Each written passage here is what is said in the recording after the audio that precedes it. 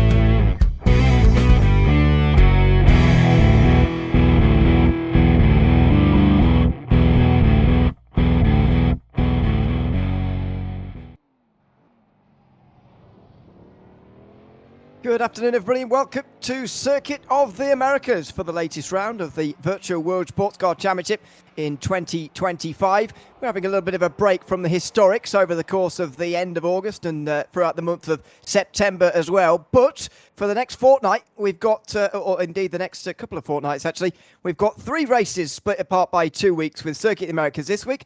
100 laps at Indianapolis coming up in 2 weeks' time. And the 90 minutes of Fuji the week after that as well. It's a packed calendar and a packed September for us in the modern series, while the historics just take a little bit of a back seat. There you can see those rounds that come towards the end, followed by Road Atlanta and the 2 hours of Bahrain to end the season. It's myself, Ewan O'Leary, and Tom Cairns alongside me for this broadcast. James Parfit's behind the cameras. Hopefully we'll be joined by Ross Smith a bit later on as well. He's enjoying Ohio instead. Tom, good to be alongside you for this one again. It's the modern series back again this time around. And yeah, it's a love it or hate it circuit. Don't know which side you come down on that, but it's very much a divider, this one. Oh, I adore this one, actually, with Circuit of the Americas. I think it's like a modern-day school track for these drivers. It's like a good circuit to learn the ropes about. So I would expect quite a lot of mistakes during the course of this evening. But the good news is there's a lot of runoff in case they get it wrong. Yeah, that is one thing I very much don't like about this this track, that's for sure. The amount of runoff that you get is pretty large, unfortunately. There is the circuit itself, the orange zone stretching all the way around to turn 11 here today, so watch out for that on the opening lap. This final, I think the word I'd use to describe this circuit is probably underrated. I think, you know, it's heavily hated on, and I understand why people don't like driving it too much. It's a very much a rhythm circuit, and if you can never find it, then I can certainly understand why you wouldn't like it. But final sector is very good for racing, and perhaps more than what people actually expect through from turn 12 right around to 17, where things get a bit more difficult again at the very end of the lap. We've already had quite a few rounds this season, as we've already noted. 8 rounds indeed. So let's have a look at the championship standings after 8 rounds, with still 4 to go at 4 to go at the end of this one, 5 to go including today. Daniel Kirby's leading the way as the championship leader, 48 points ahead of Daniel Hurlock. Both of those, of course, taking drop rounds. Cameron Barker, 3rd place, hasn't. Johnny Gutierrez, 4th place ahead of Mike Bell, who's not very far in front of Magnus Dahlgren, and then those further down than that are quite a long way back. CMS Pro Red Cadillac V-Series are leading the way in the team standings by exactly 100 points, I should say, to Hurlock and Bell's team, who could do with catching up a little bit this week, to be honest, and in the coming weeks.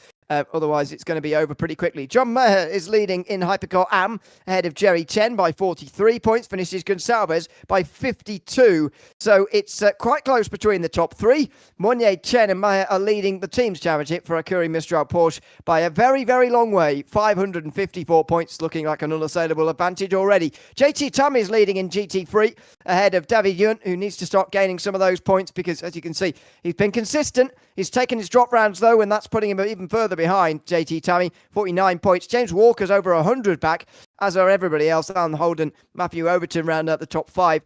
Doc Thunder Racing, Aston Martin are leading the way in the teams by over 150 points as well. And in AM, we've got no teams, but a much closer title fight. Alexander McQuarrie ahead of Adam Gray, Stephen Miller and Peter Meyer, just 29 points separating the 4 of them. That's exactly what you want from a championship, and that's what we've got in GT3 AM. We'll try and keep across that here tonight for you, of course. Let's have a look at the strategies for both of these different classes of car. This is the keys to the race. James said strategies and then brought up keys to the race. I'm not taking any blame for that one. I'm throwing him straight under the bus. Balanced setup is a must, and that one, of course, is to be expected. High-speed S's, of course, in the first sector. Low-speed hairpins in the back half of this lap, with, of course, quite a long back straight as well. Perfect exit onto that long straight, particularly the back straight all the way down to turn 12. You're not going to be making any passes unless you do that. Use traffic in the twistier sections as well. That can be very much used to just distance cars behind you, or maybe even slip in and get closer to the cars in front of you through those twistier sections, especially through sector 1. I think traffic management going to be a massive thing there. In GT3, they're going to be making 2 stops this afternoon, pitting within the first 35 minutes, and then again just after the hour mark for the winning strategies, you'd imagine. The Mercedes, Aston Martin, Ferrari and Porsche will be the tyres to have here. The cars to have, sorry. I'm distracted looking at just the medium tyres. And indeed, the fact that tyres are going to be shredded apart perhaps here today, so staying consistent and saving those will be very, very important. Hypercar, it's 3 to 4 stops if you're really low on fuel, with 20 to 24 minute stints. The Cadillac, Porsche and Peugeot should be the cars to have. And there could be a little bit different tyre strategies across the day as well. We'll wait and see and try and keep you across those if indeed they come to a head. But there is the option for that anyway. In the hypercar category, it's hypercar and hypercar AM, of course, as well. Normally at this point, we're able to bring in Ross Smith, but as I say, he's not here just yet. Hopefully, he will join us a little bit later on. But it's going to be one of those difficult races here, Tom. Just to go back to the keys of the race, I think the balanced setup for me is the one that is probably first and foremost. This circuit has so much difference in from its highest speed quarter to its lowest speed and everything in between, that there's so much variety at this circuit, and I guess that's exactly what it was built like. Well, I suppose it's down to the driver's strengths of how they want to drive the car itself. There's going to be a few different setups, I'd have thought, between each and every driver, between the teams that they've got here. So we'll keep an eye on that, and maybe keep on tabs with maybe the straight line speed between one hypercar to another, for example, so that we can study who has better cornering speed and who hasn't, or who has better straight line speed and who hasn't. So it's going to be a variety of setups, I think, the drivers have gone for. Not too much of a variety, but there'll be some slight differences, particularly with like the downforce and suspension geometry and you name it all the very specific bits and pieces within a hypercar or within a GT. It's such a unique circuit as well. James has already made clear to us that doesn't like it very much. But it is unique. He's contesting that it's not unique. It's definitely unique. It's not like any other circuit in the world. There are parts of this circuit that are taken from other parts of the world. That is true. That much is true. However, nobody's thought of putting them all together before and putting them on a circuit like this either. So it is unique, although it takes parts from different parts of circuits from all around the world. And I think makes for a decent track. Maybe we'll be able to agree on that later when we've seen this race as to whether it's a good circuit or not, because of course that often has a big bearing in my thoughts anyway, as the drivers just make their way out of the pit lane. They're in warm-up at the moment, by the way. The race briefing should have just happened. And indeed, the sign that it has done is that everybody exits pit lane. And this is always something interesting. Well, it's not the most interesting thing we watch, Tom, but it is crucial for the drivers themselves. Where's your pit box? Who are you sharing with? And try and coordinate that stop. It's a very wide pit lane here, so I don't think it will be quite as much of a jam as it was at Imola or other places like that. Yeah, I couldn't agree more. I mean, this is a modern day circuit, so with circuits like this, they're going to be wider because the cars have got bigger and bigger over time. But we'll see how strategy plays out, because I think strategy is going to play a key role in how this race gets decided in relation to how much fuel each driver is going to put in the cars and the tyres of which they're going on. And like you say, you know, if you put in like one lap sooner than the others, it can help with the undercut. But there's going to be all sorts of different mind games happening within the field in all of the classes. Well, there you can see the final few in the background, just coming out the pit lane and getting themselves towards the pit straight for that lineup, if you like, on the pit road, working their way down. A good afternoon to everyone who's watching along. By the way, do say hello and chat with us along. It's going to be, of course, a long race here, 90 minutes here at Circuit of the Americas, but one of only 2 90-minute races left. We've already had, it's the standard distance, really. It's the minimum distance also. We've already had Imola, Spa, Sao Paulo. We've got here and Fuji to go before we end the season with some slightly longer races. Of course, we've very much had our longest race of the season so far at Le Mans, 4.8 hours. That was nearly 5 hours. And of course, the opportunity to share with another driver as well if you don't want to do the whole race in one go, which I can absolutely understand, that's for sure. But yes, that is out the way. It's the slightly shorter races towards the end now, but the races come thick and fast in the month of, well, from the end of August anyway, Tom, to the month of September. It is very much a busy part of the schedule. You've got to be here at the races first of all, but more importantly than that, you've got to score well, because while we have gone through the championship standings, we've seen the gaps that some of these teams, drivers have at the front. It's not it's not over, because there's still plenty of rounds to go, and a lot of them coming up very quickly after one another. Brilliant racetracks as well. You know, we got India we're going to, we got Fuji, Red Atlanta is another tricky circuit to get right.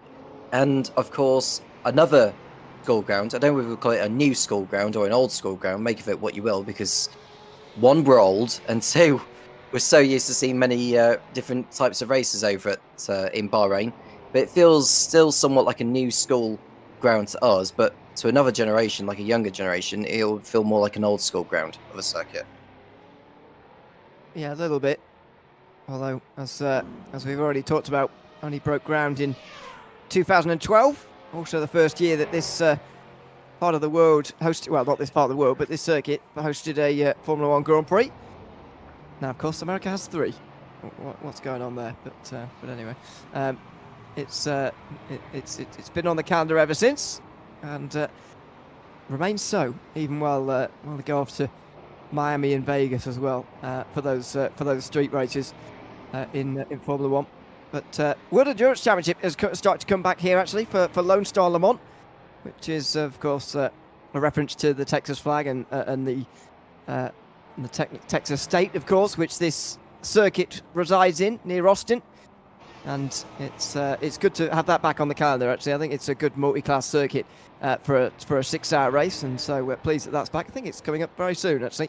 Well, it must be, because we're doing this race and roughly mirroring the real-life calendars, of course, of the real world. Now that Indianapolis in IMSA is coming up quite soon as well, the final endurance race at that venue in real life for the foreseeable.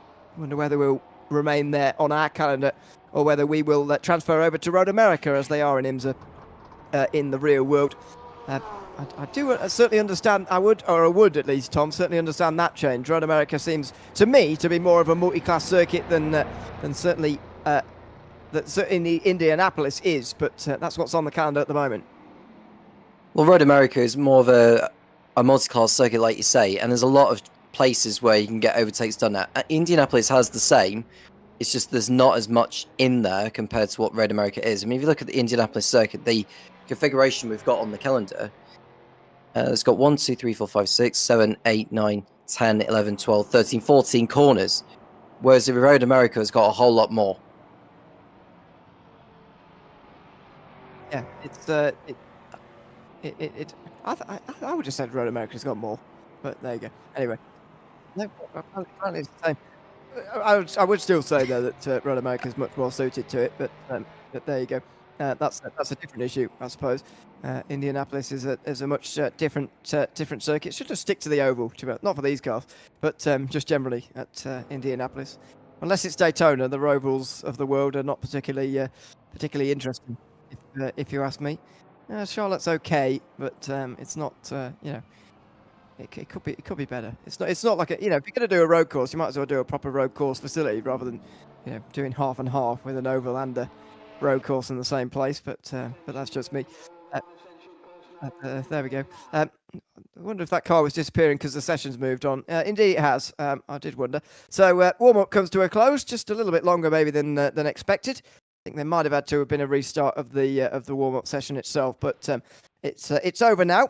And I wonder how if we can have a look at the race starting grid yet, or whether we'll just hold on for a moment. We'll hold on while they are gridding up. But and then on their way for an entire formation lap here, Tom. But one notable thing again from the warm-up session to the race session, it seems to have got a lot sunnier and therefore warmer as well. 51 degrees down on the track temperature. I think that's in Celsius. Must be 51 degrees Celsius is not cold on the track temperature. That's for sure. Nope.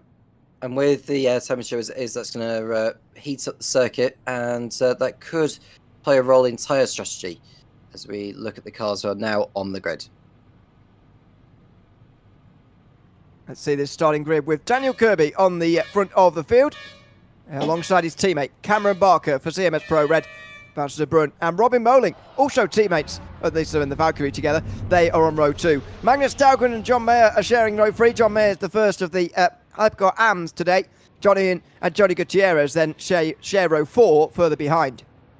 It's Jerry Chen and Michael Locke then running out the top 10, with George Angelidis and Gillian Benck on row 6 together.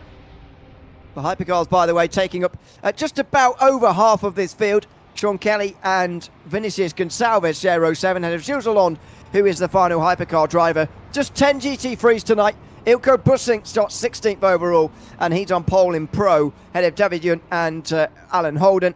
Alexander McQuarrie is on pole in GT3 AM, and that's a very good start for him, ahead of Brian Van Bussum in 20th. Stephen Miller and Adam Gray are going to have to do some chasing in that championship from row 11, ahead of Peter Meyer, who will have to do the same. Matthew Overton will have to work his way past the AM drivers as a GT3 Pro driver, as will James Walker, who's also in the Aston Martin Vantage down towards the back end of the field. So 25 drivers in this race, certainly a minority of GT3s this time around, and that's going to make this circuit, it's either one or the other, but on this occasion, going to make it feel very, very busy for them, and especially when the traffic starts to really come thick and fast.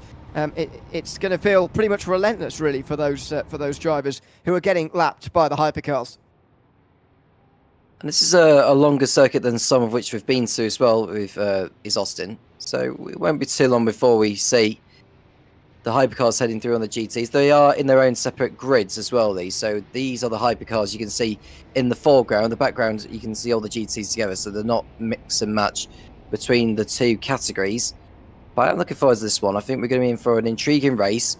Lots of overtaking. Hopefully we get as many to the flag as possible. And yeah, on to the next one at Indy, back remaining over in the States. Yeah, well, absolutely. It's the American leg of the championship. Before we dip over to Japan and dip back again for Road Atlanta, we've had a last European round that came at Le Mans. Not too many of those here this season, as the World Endurance Championship in real life goes much further over the world these days, and less here over Europe, and therefore we do the same as well. So those two Cadillacs race away at the front of the field on this formation lap. We saw in the build-up here, Tom, that Cadillac might be the car to have at least one of them.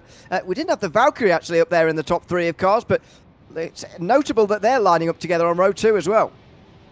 Absolutely, and Cadillac in the home round, looking like the team to beat as well. I mean, Dan Kirby's been strong all the way through the campaign, hasn't he?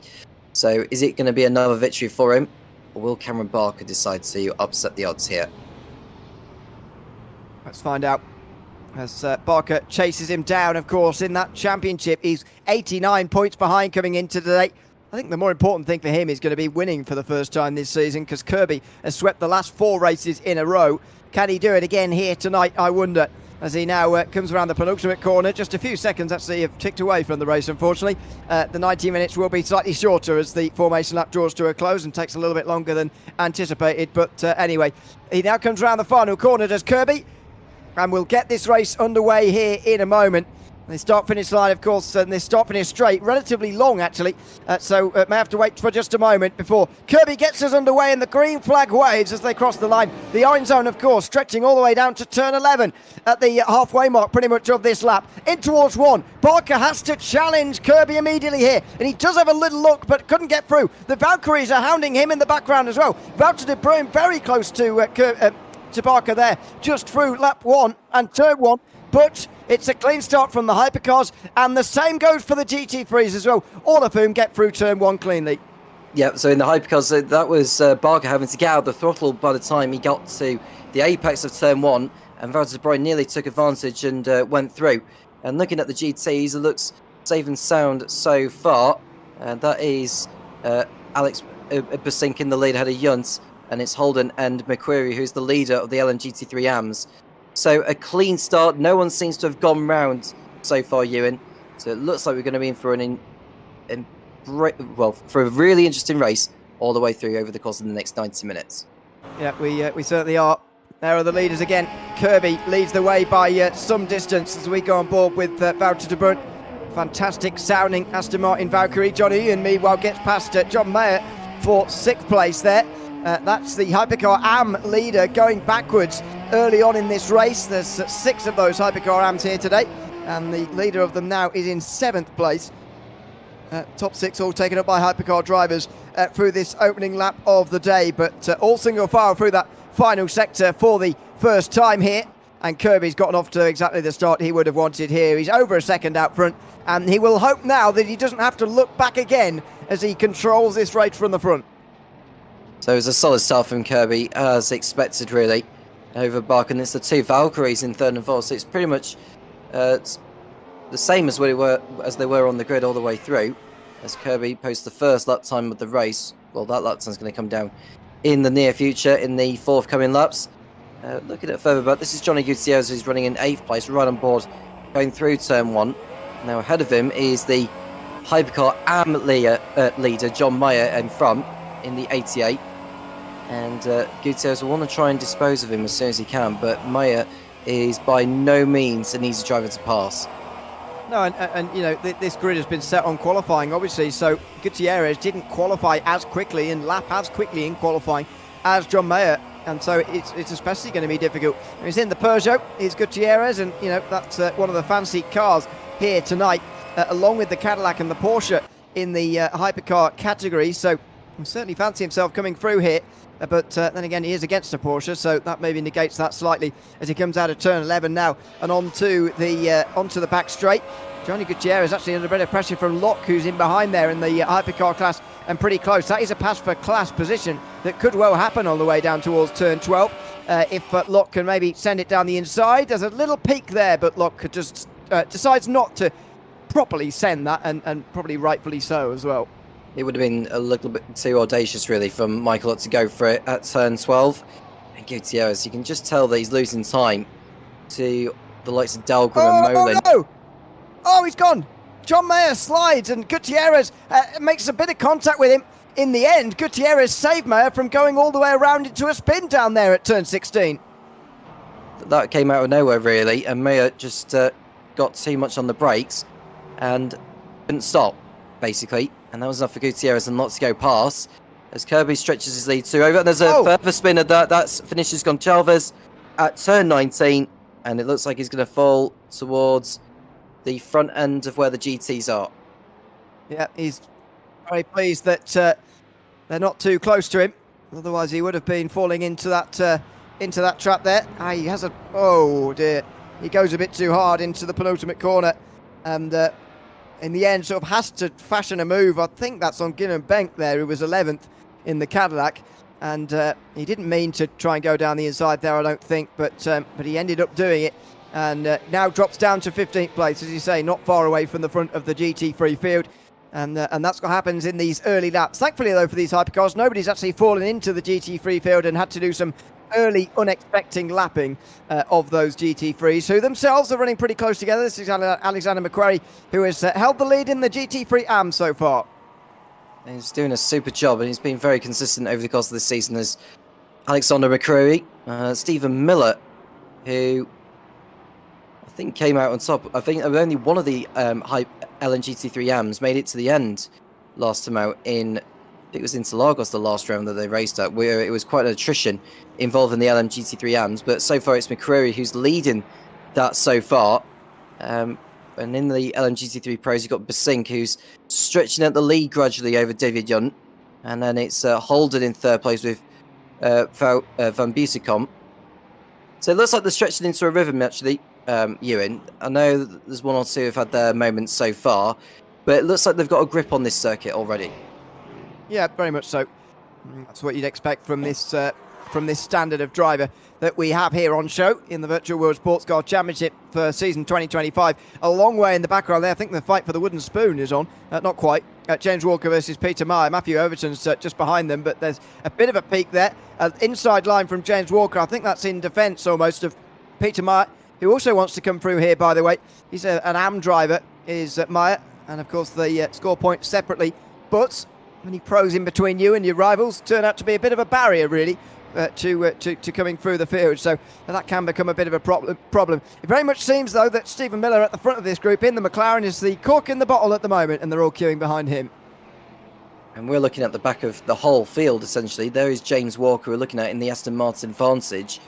A couple of cars behind him is the sister Aston Martin Vantage of Matt Overton in 25th and last place. And he's just gone off the circuit as well as Overton, hence why he's dropped back from this bunch, but he'll be back for more, no doubt about that, as McCreary sets the fastest up within his own class. This is a replay of Matt Overton running wide at turn 13. That's why he lost so much time, but, well, I say he lost so much time, he only lost a little bit, but still not an ideal scenario for him, and he's on his way. As we look, we're now on lap number 4 of this race, or lap 5 rather. Let's see back in the hypercars again. Michael Locke just in behind Meyer. Yeah, that is... nope, that's Gutierrez, sorry. In 7th place there. So Peugeot versus Peugeot for 7th at the moment. Ahead of John Mayer now, don't forget. 2 seconds further behind at the moment. I'm always hesitant to believe the tyre graphics that we get on the on our Factor 2 and therefore through our timing as well. But Gutierrez is showing to be on a mix of hard and mediums, which I didn't think was possible from the start of the race, but maybe it is. Hard tyres for Mayer and Benck, Angelidis, Lalonde and Gonçalves. Mediums for everybody else. Again, I have a hard time believing it a little bit, especially when John Mayer sets the fastest lap of the race so far.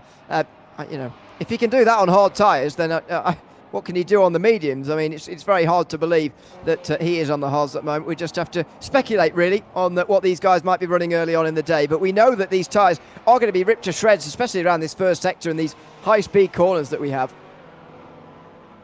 Well, there's going to be a lot of rotation. There's 20 corners around the circuit. It's in an anti-clockwise direction as well. So it's going to be the right-hand side tyres that will take more of the punishing than the lefts. And I think it's going to be down to the drivers to just manage that all the way through to ensure that they do meet their pit windows instead of taking the extra pit stop. So they were on the way towards turn 12, and Wouter de Bruyn still in 3rd place. You can see the Cadillacs are just quicker than everybody else so far this afternoon, but Molling and Dahlgren and de Bruyn are continuing to run for this in this battle for 3rd position at the moment. 2 Valkyries ahead of the Toyota in 5th place of Dahlgren. He's got a much better exit there off turn 16, that's for sure. It's, before they come round the long right-hander. Not quite a mirror image of Istanbul Park's famous long left-hander, because this one bends all the way around in a slightly sharper radius. But anyway, it's what it's a throw to. After the first 10 minutes, hour 20 still to go, and that gap is a decisive one. 6 seconds in just 10 minutes. That tells you everything you need to know about the pace of those 2 Cadillacs compared to the rest of the field. A solid beginning to the race for the hypercars. No, and hardly any mistakes from them all. Although Kirby, his gap over Barker has not increased since we last spoke about them. And then it's the Valkyries of De Bruyn and Merlin who are in the battle of their own, with Magnus Dahlgren, who's racing in that Toyota GR 0-1-0. And he's doing a fine job so far in 5th place. And it's a long gap, or a few seconds back is John Noyen. And you're looking at Johnny Gutierrez and Michael Locke, who ran out the top 8 in the hypercars. Just not getting close enough to one another really to make the overtake. That's the problem at the moment, and you know, can be a little bit of the problem of this circuit as well. See whether there's some teammate exchange now between De Bruyn and Moling, because that was a slightly stranger line out of the turn 11 hairpin there from De Bruyn. Does that suggest and signal to Moling that you can go and pass me here? Well, that's not quite the case by the looks of things. De Bruyn stays in front on this occasion. Yeah, unsure how they're going to work this between the two of them. Actually, it's very interesting to see how it's going to pan out, because at the moment they are just running 3rd and 4th, and maybe Moling is being slightly slowed down by his teammate, and if so, then they should probably try and reverse it. I mean, you look at the championship standings, and Kirby's got 48 points of an advantage over Dan Herlock, who's not in tonight. So Kirby has an advantage to stretch out the margin, even though he's already exceeded a number of races where he can score that go towards the championship. A win here will help him improve his score, put it further out of the reach of everyone else.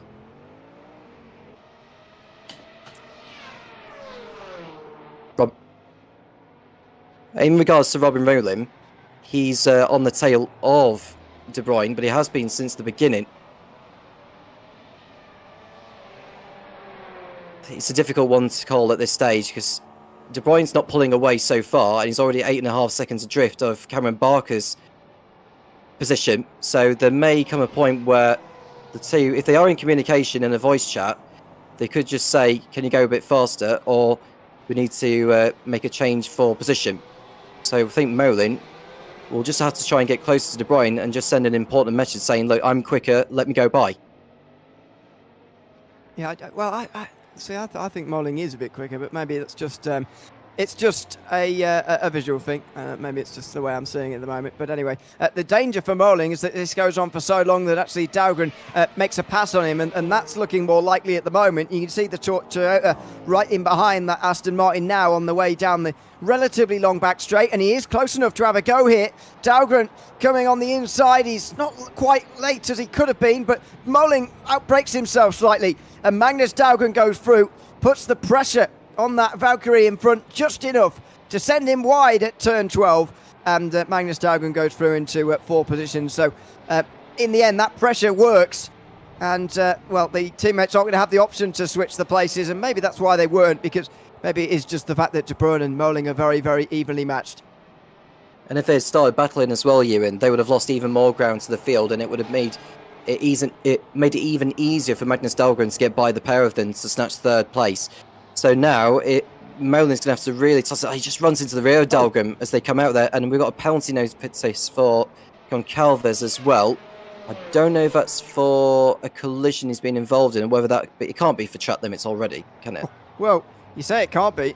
I can't think of anything else it can. I mean, you're right. It's an unbelievably early stage to have this happen, just inside 15 minutes. But my goodness, I know this is a circuit where track limits are an issue, but surely it can't be that already. In towards turn 12, he goes for a big spin there. That's a big cut, yes, but well, he must have had some others before then to get a penalty. That is very, very early for Goncalves to be getting something like that. Is that Guillaume Bank running very wide?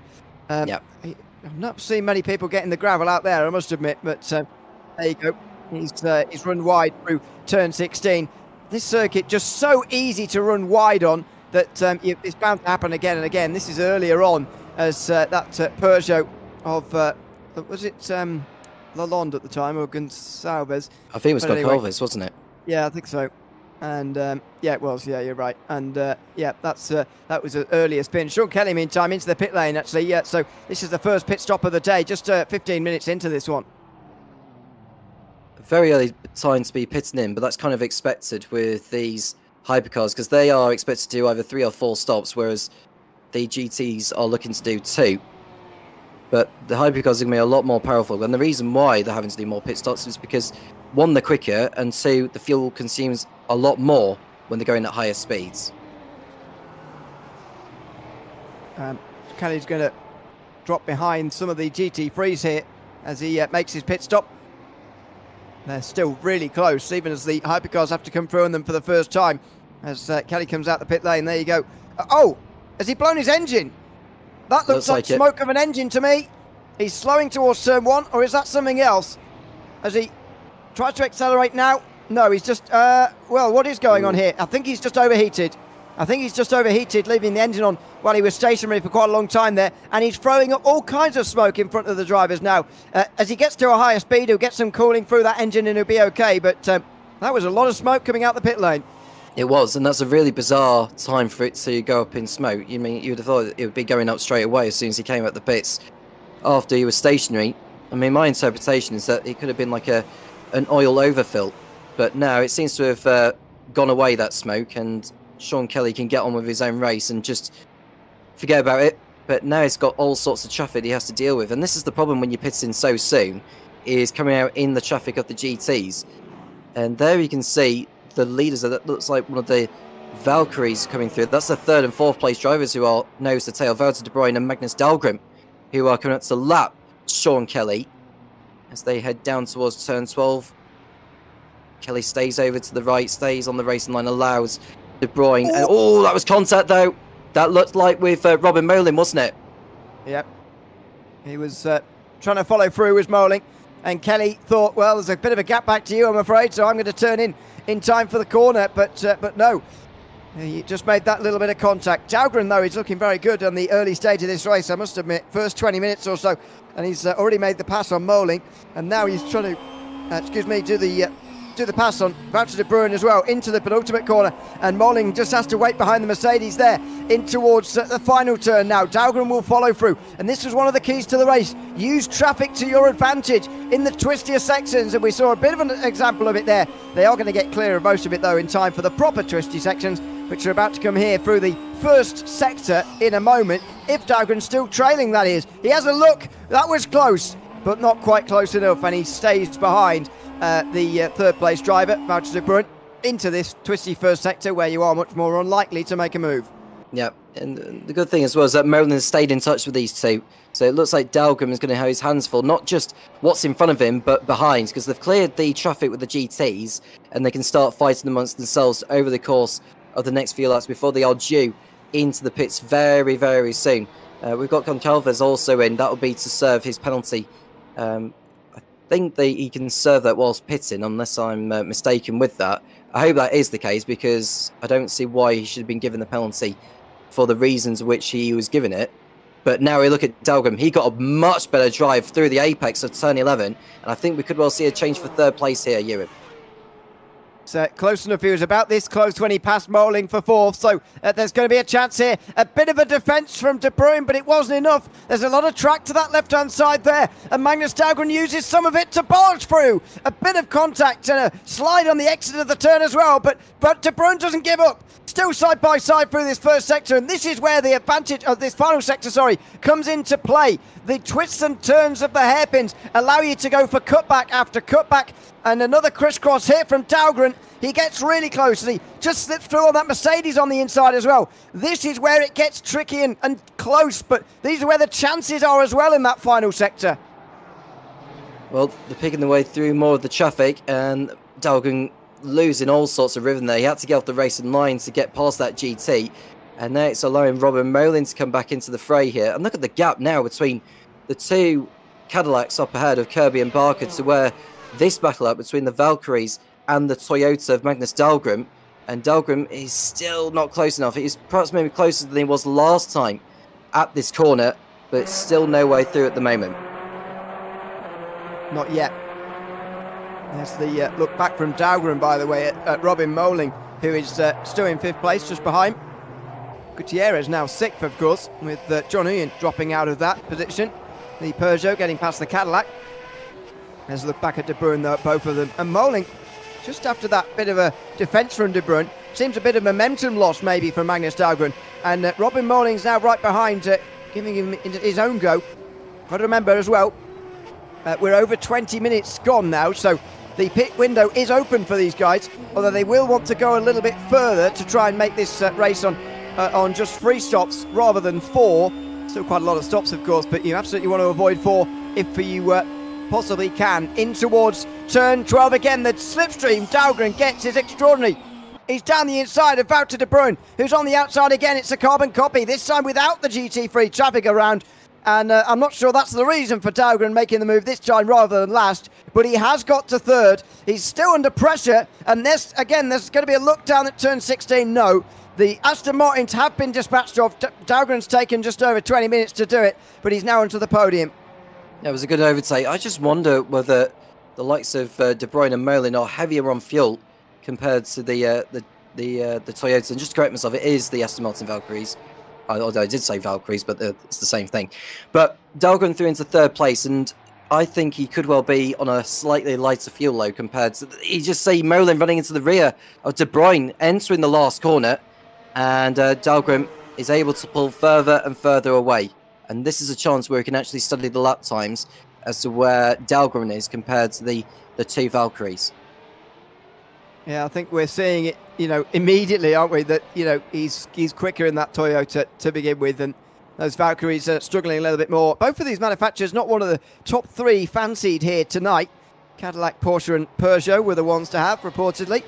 And that's very much being shown right now at the front of the race. 2 Cadillacs separated by less than 2 seconds, but perhaps more pertinently, the 15 seconds and more ahead of the rest of the field, including these 3 who are the next closest. So coming up on that 24-minute mark at the end of this lap, maybe the next, where things have... and an alias spin there for De Bruyne as he gets out of the corner. We'll see how far they can go on this latest tank of fuel. I imagine they'll be able to go 13 laps, but because they're about to complete lap 13 now, but whether they go 14 is the question or not. De Bruyne there with a big slide out of turn 11, but you do sense a hint of hesitancy from Robin Moling here at actually passing his teammate. Turn 11 is not De Bruyne's favourite corner of the circuit, is it? Because he's had wheel spin coming out there on multiple occasions. And just seeing through turns 13 and 14, the car just sliding around as he applies the throttle. So I don't know whether those rears are really beginning to fall away for Wouter de Bruin. And Robin Moling, well, he will feel like he can just go past De Bruyne, but is De Bruyne willing to allow Moling through after being stuck behind him for so long? It's GT3, it's still all very close back here behind Stephen Miller, who is ahead of Gray and Meyer, who's now actually passed all the other pros who were in amongst this, and he's on the back of Adam Gray. That's a good... Oh, Meyer's got a bit wide there, though. He's going to allow one of the Peugeots alongside him. A good sign for Peter Meyer, I think, that he's been able to make a pass like that, and now he's closing in on the 2 in front. Obviously, we know that it's more difficult to actually make the passes than it is to catch them up, but nevertheless, it's a good sign of pace from Peter Meyer that he can come up to the back of these guys like that, and he's knocking on the door of a podium now. Well, this is a lovely battle to see, and I'm absolutely intrigued to see how Miller, Gray and Meyer's tussle plays out. I mean, they've only got a few seconds to make up on Alexander McCreary, so if they nail the strategy to perfection, any one of these 4 could win the LMGT3 AM class today. Fortunately for them, McQuarrie is 4 seconds up front, but it's not an unassailable lead by any means. That is very reachable, because we've only had 25 minutes so far. Still got the Hypercars still going, by the way, and that's lap 14 now for them.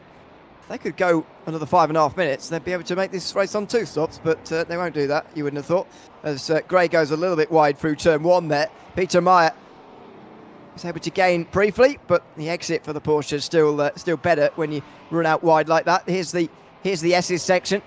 This is where the cars that are stronger, or expected to be stronger, should have an advantage, and the Porsche was certainly one of those. The Lexus and the McLaren certainly weren't either side of Adam Gray, but Gray not particularly able to use that right now. You can see that these manufacturers, no matter which of the cars to beat, quote unquote, they're so often so well matched. Well, we've got both of the top 2 in the hypercar in the pits, so this is the first stop that they have made 25 minutes into the event.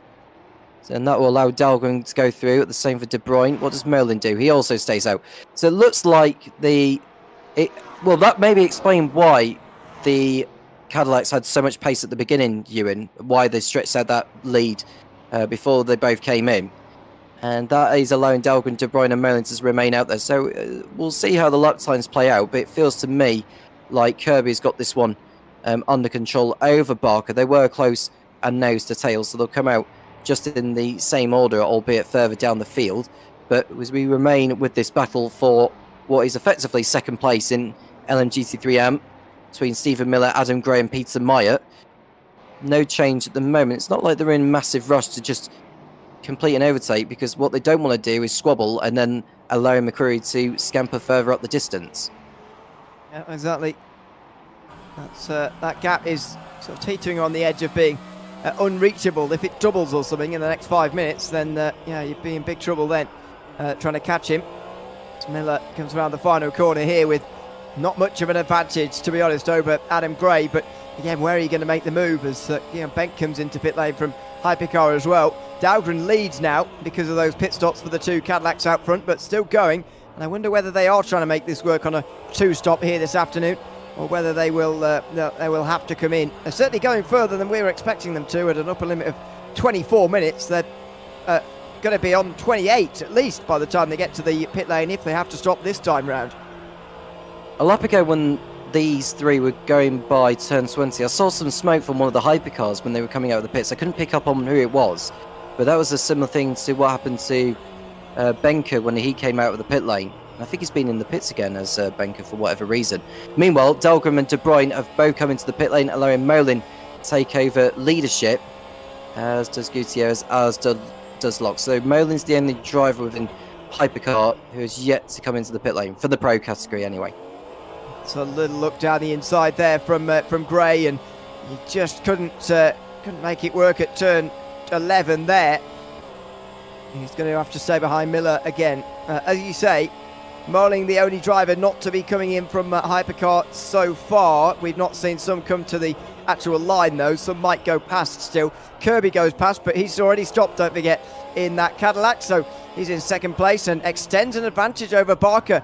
Always interesting to see how gaps change through a pit stop phase, and that Kirby has gotten further away from Barker, who's got even more work to do now to catch the race leader. He does, but they also need to consider Molin, who's also remaining out there. Is Molin going to try and push Kirby and Barker to the fourth stop? Because that could be the game, and the long game that Molin's trying to play. Because if you think of it now, we're reaching the hour mark or 30-minute mark of this race. Molin's going to try and stretch this to a 3 or a 2 possibly, if he can help it. Yeah, 3 stints, 2 stops. Yeah, it's possible on 2 stops if you stop on an hour to go and at 35 minutes to go as well. That would work at a 2 stop, but it just depends how much saving you have to do. I mean, he's 30 seconds in front right now, but how long is that going to remain? Not sure how quickly that might come crashing down. I don't think everyone's going to make 4 stops here today, such as the way that they've been able to extend it a bit further than what we were expecting, actually. I would say 3 stops for the most part, maybe 2 from Moling, but we did a formation lap this time round, so stopping with an hour and 1 to go is nothing too bad, but he's going to have to do that all over again, and maybe even more in the second and third stint of the race if he's going to do a 2-stop race. We're remaining with this battle involving Stephen Miller, Adam Gray. You can see in the number 44, and you've got Peter Meyer, who's still also in there. Behind them is one of the Aston Martin Vantages. I think that might be Matt Overton, who's at the rear of this queue. I'm surprised that he's been sitting in behind this lot all this race, and he hasn't been able to get by them. So Overton off the pace so far this season. Robert Molan is in, Ewan. Yep, he's dropping down the field, and will come out probably 5th. Michael looks quite close actually, so maybe even closer than that. There goes Dahlgren. Oh, it's not Dahlgren, sorry. He's going to get ahead of Dahlgren. Wow. So Moling has managed to jump the 2 he was fighting with. Magnus Dahlgren and Wouter de Bruin behind him. And yeah, that's a shorter pit stop. Not sure where he's managed that. I mean, running for a little bit longer on lower fuel is definitely a benefit, as we've got 1 hour to go, by the way, and half an hour gone. However, I wasn't expecting him to jump them like that. Well, this is the thing with the strategy. I mean, I don't know whether Dahlgren and De Bruyne got stuck in traffic. That could well be the case. You could just see there's like another car directly set behind De Bruyne. It's one of the other hypercars. I don't think it's within the same class as him, though. I think it might be in Hypercar AM. But either way, that has interrupted De Bruyne and Dahlgren's plans a little bit to remain in front of Molin after their stops. You can just see the car loosening out of the background there. And, yep, it feels to me like they're settling into a river now. Molin's got 17-second gap to make up. Surely can't make that up.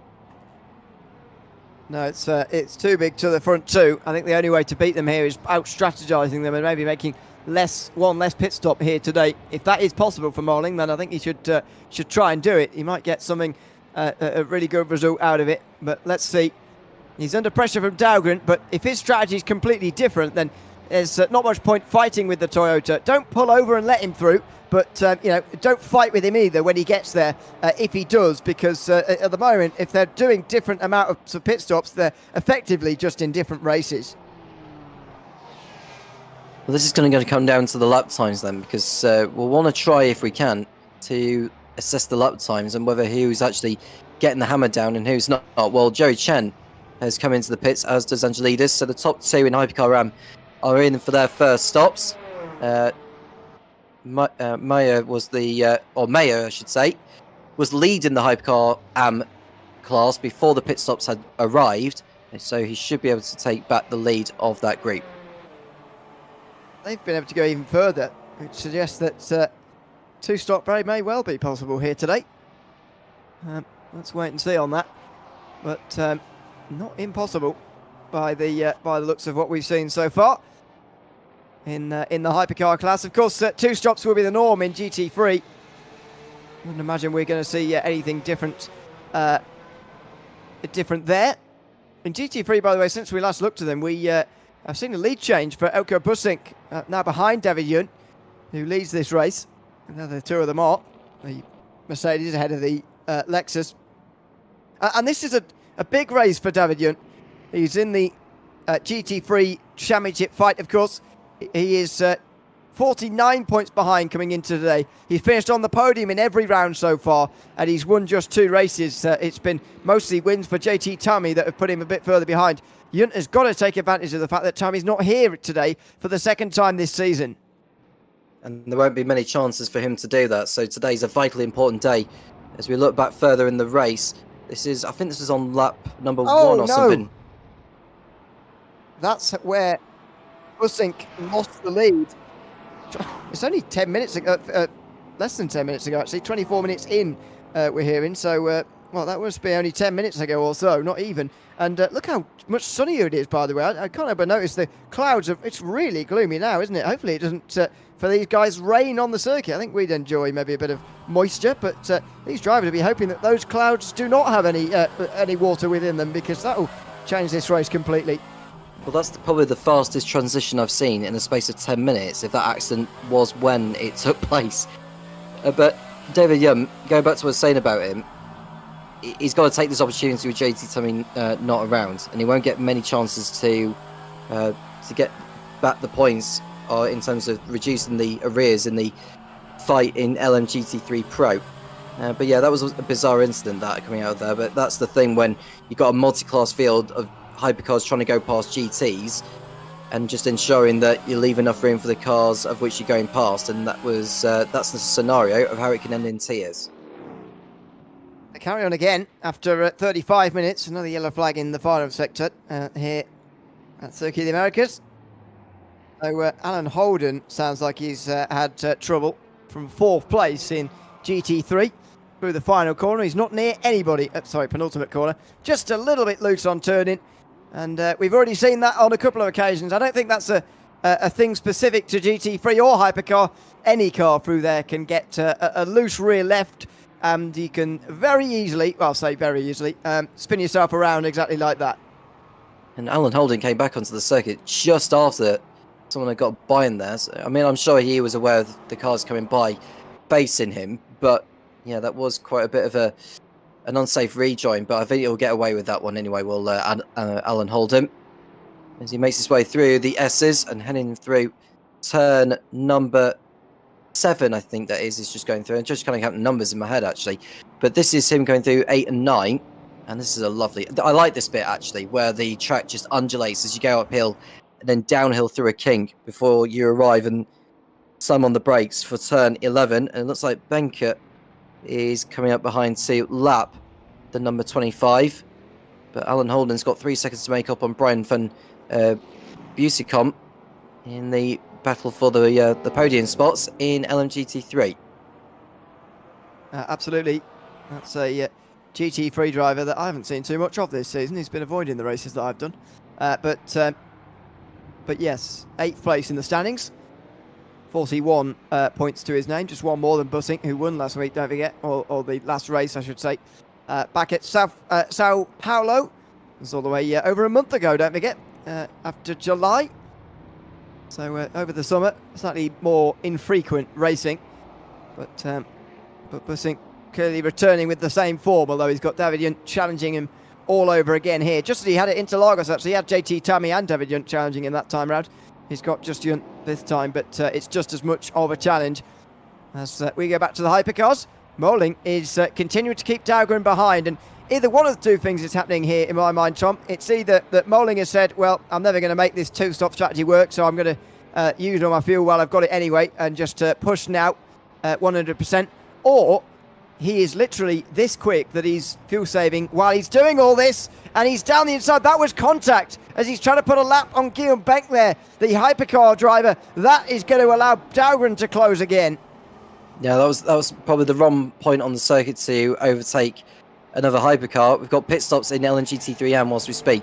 But yeah, this is the thing. We've seen a number of times in this race where we've seen drivers make a move up the inside at turn 15, and the drivers basically on the outside is just not quite aware that they're trying to get through on them.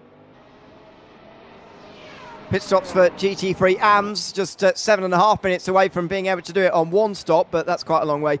McQuarrie and Gray both in pit lane. Peter Meyer has already been. Stephen Miller, the only one not to have been so far, and again, that might explain why he was the cork in the bottle for the first half of the race, if he was also being a little bit careful on his fuel as well. So Stephen Miller's leading the way now in that respective group. And looking at the number of stops he's made, he's yet to make a stop so far, Stephen Miller. So we'll see how far he can go, actually. It underlines the fact that, you know, with that attrition that we had in Brazil, where I think only one made it to the end. I think Stephen Miller was the one that won out in the end. He's got a chance to close down the gap on McQuarrie if he can make the strategy work. If he's looking to do one less stop compared to his rivals, that really could come in handy. Yeah, and, you know, it's a strategy, especially if you don't quite have the outright speed, and we'll have all learned that from qualifying. It's very useful to be able to go to that other strategy as in the background. Is that a battle for... no, it's Lappery, isn't it, in the background there? Side by side, I think, for Wouter de Bruin, actually, getting unlapped by somebody. There's one of the Aston Martins now being put into the rearview mirror there by those two. Moling squeezed through, and Dahlgren does as well. They're all racing into the sharp turns a lot more than normal here, and had a lot of side-to-side contact in the first half of this race, but thankfully not this, you know, big contact where there's, you know, been crashes and so on. Just a lot of side-to-side. A lot of side-to-side, and we're going to see a whole lot more of it in between now and the end. Kirby's lead over Barker. I think we've hardly spoken about those two, haven't we, since the race had begun? But it is coming up to 4 seconds. Barker's losing time on this lap, probably because of the traffic that they're having to navigate. But Kirby, once again, in command here in COTA. We've got more pit stops happening over in LMGT3. We've got Holden and Walker in. Overton now in the sister Aston Martin Vantage heading in. So they're all coming in thicker and faster now. And it's going to come down to who's prepared to make one less stop compared to their rivals. That's the emphasis of this race. But you look at the emphasis of this battle between Molin and Dahlgren. Molin got the jump on Dahlgren and De Bruyne in the first round of stops. Is he going to be able to do it again? Yeah, if anybody can, then yeah, it's a massive thing. Trying to just cut out that pit stop if at all possible. But if you can, it's very difficult to actually achieve, as we know. As Morling and Dahlgren continue to be our closest battle out on the circuit. Actually, 50 minutes to go. R-Factor 2 is going to continue to count us down now through every 10 minutes. Dahlgren, close as possible, and close maybe than he's ever been here since this second stint of the race actually begun. He's now into the slipstream and looking for a move on the way down, and Moling feels the need to defend. Again, not taking my advice from earlier of just letting him go if we got into this situation. Moling wants to keep third for now, and Dahlgren behind him, outside in time for turn 13. Dahlgren's going to find it a lot more difficult if Moling throws defensive shapes like that one. Yeah, it almost looked like he was going to go for it into turn 15 for Dahlgren, but he wisely backed out of it. First retirement of the race, Sean Kelly has decided to put his... Well, I say decided to put an end to his race, but he must have had some form of shenanigans somewhere. Matt Overton has been in the pits for a long time, and so we don't know what's going on with him. But either way, Sean Kelly is the first driver out of this race. He may have had his race ended for him by someone. Unsure at the moment, or whether he just pulled the plug. We'll investigate that one as he sits there in pit lane and yeah, does not re-emerge. Thankfully, though, the only retirement from the first half of this race. As we're about to get to halfway, we're 45 minutes to go. If anybody's not stopped yet, be very much thinking about that not a no-stop, a one-stop race, I should say. David Yunt, Bussink and Brian Van Buskam have all not come in so far. Same for Stephen Miller as well. 48 minutes to go as it stands. And where is David Yunt? He's just coming towards the final part of the lap. So he needs just maybe another lap, I would say. One more lap. And if he can get it out of that car, then he might well be able to cut out and just do one pit stop today. Yep, Sean Kelly has DNF'd a few moments ago. This is why. Oh, hello. Hope nobody's got health problems. You might do now. That was a flickering page. That's well, looks like one of those we're never going to get to the bottom of, unfortunately. Yeah, Tom, well, the thing we do know though is that Kelly is out of the race, sadly. It's a shame, and we're down to 24 runners in this now, and Kirby is making the most of the traffic. Well, certainly more than what Cameron Barker is doing, because he's had two in front of him, one of which was a GT3 and the other being a hypercar, but there is that Peugeot getting out of the way and allowing Barker to get on with his own race. Basinka's in the pits, and it looks like Kelly may be trying to get back into the race. He's saying that he's in the pits according to the graphic, but I don't know whether he'll actually come back out onto the circuit again. I think he is actually now back on the circuit. Here he is. Okay. Yeah, it seems to be. So it must have been a disconnection. That's why the picture was going wrong. And then he's back again. Because if you disconnect, as long as you're not about to run out of fuel, then you can get back around. Of course, R-Factor 2 doesn't allow you to refuel or put new tyres on when you have a DNF and rejoin like that. So if you have damage, for example, or if you run out of fuel, then that is it in R-Factor 2, which I do kind of like in a way, but it's not it if you are in the middle of a stint and still able to carry on. So Kelly is going to continue on almost as if nothing happened. Well, I say nothing happened. It obviously has done, because he will lose 2 or 3 laps in that exchange. But either way, it's better than being out of the race completely. In the meantime, Dahlgren has lost a second or so to Robin Moling, who will breathe a sigh of relief after fending off that initial attack. He's got some space now. Well, Merlin's just settling in third place. He's still not able to pull away from Dahlgren during this. And you look at De Bruyne, he's like 5 seconds off these two now. So he really has dropped away since he got in the way. Well, he was in the way of Merlin earlier before Dahlgren overtook the pair of them before the pit stops. And now it looks like this race is very much coming back into the fray for Merlin. But you can see that gap now between him and the leaders. The Cadillacs are really in a league of their own, aren't they? Yeah. Well, we're 30 seconds away from the halfway mark in this race, and they hold 25 seconds nearly. Although Barker is closed on Kirby, they're still 2 seconds apart as it stands. Moling loses a bit of time to Dahlgren as well, and just in behind them, another one of those Cadillacs, not on these guys at lap, but is lurking, and that is always a distraction as well. Even when you're a lead lap driver and they're only trying to unlap themselves, that's a big distraction for Dahlgren in this battle right now. This is the trouble. I mean, if there was more cars in the race, Ewan, then yeah, it'd been even more tougher of a task to just navigate through whilst focusing on the car ahead of you, of which you are objectively trying to pass. And there is Molin coming out of turn 1.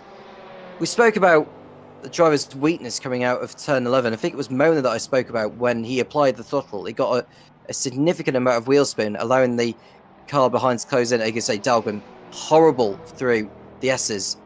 He lost time through that, and he's not liking that car behind him, just trying to get by him, even though it's not for position overall.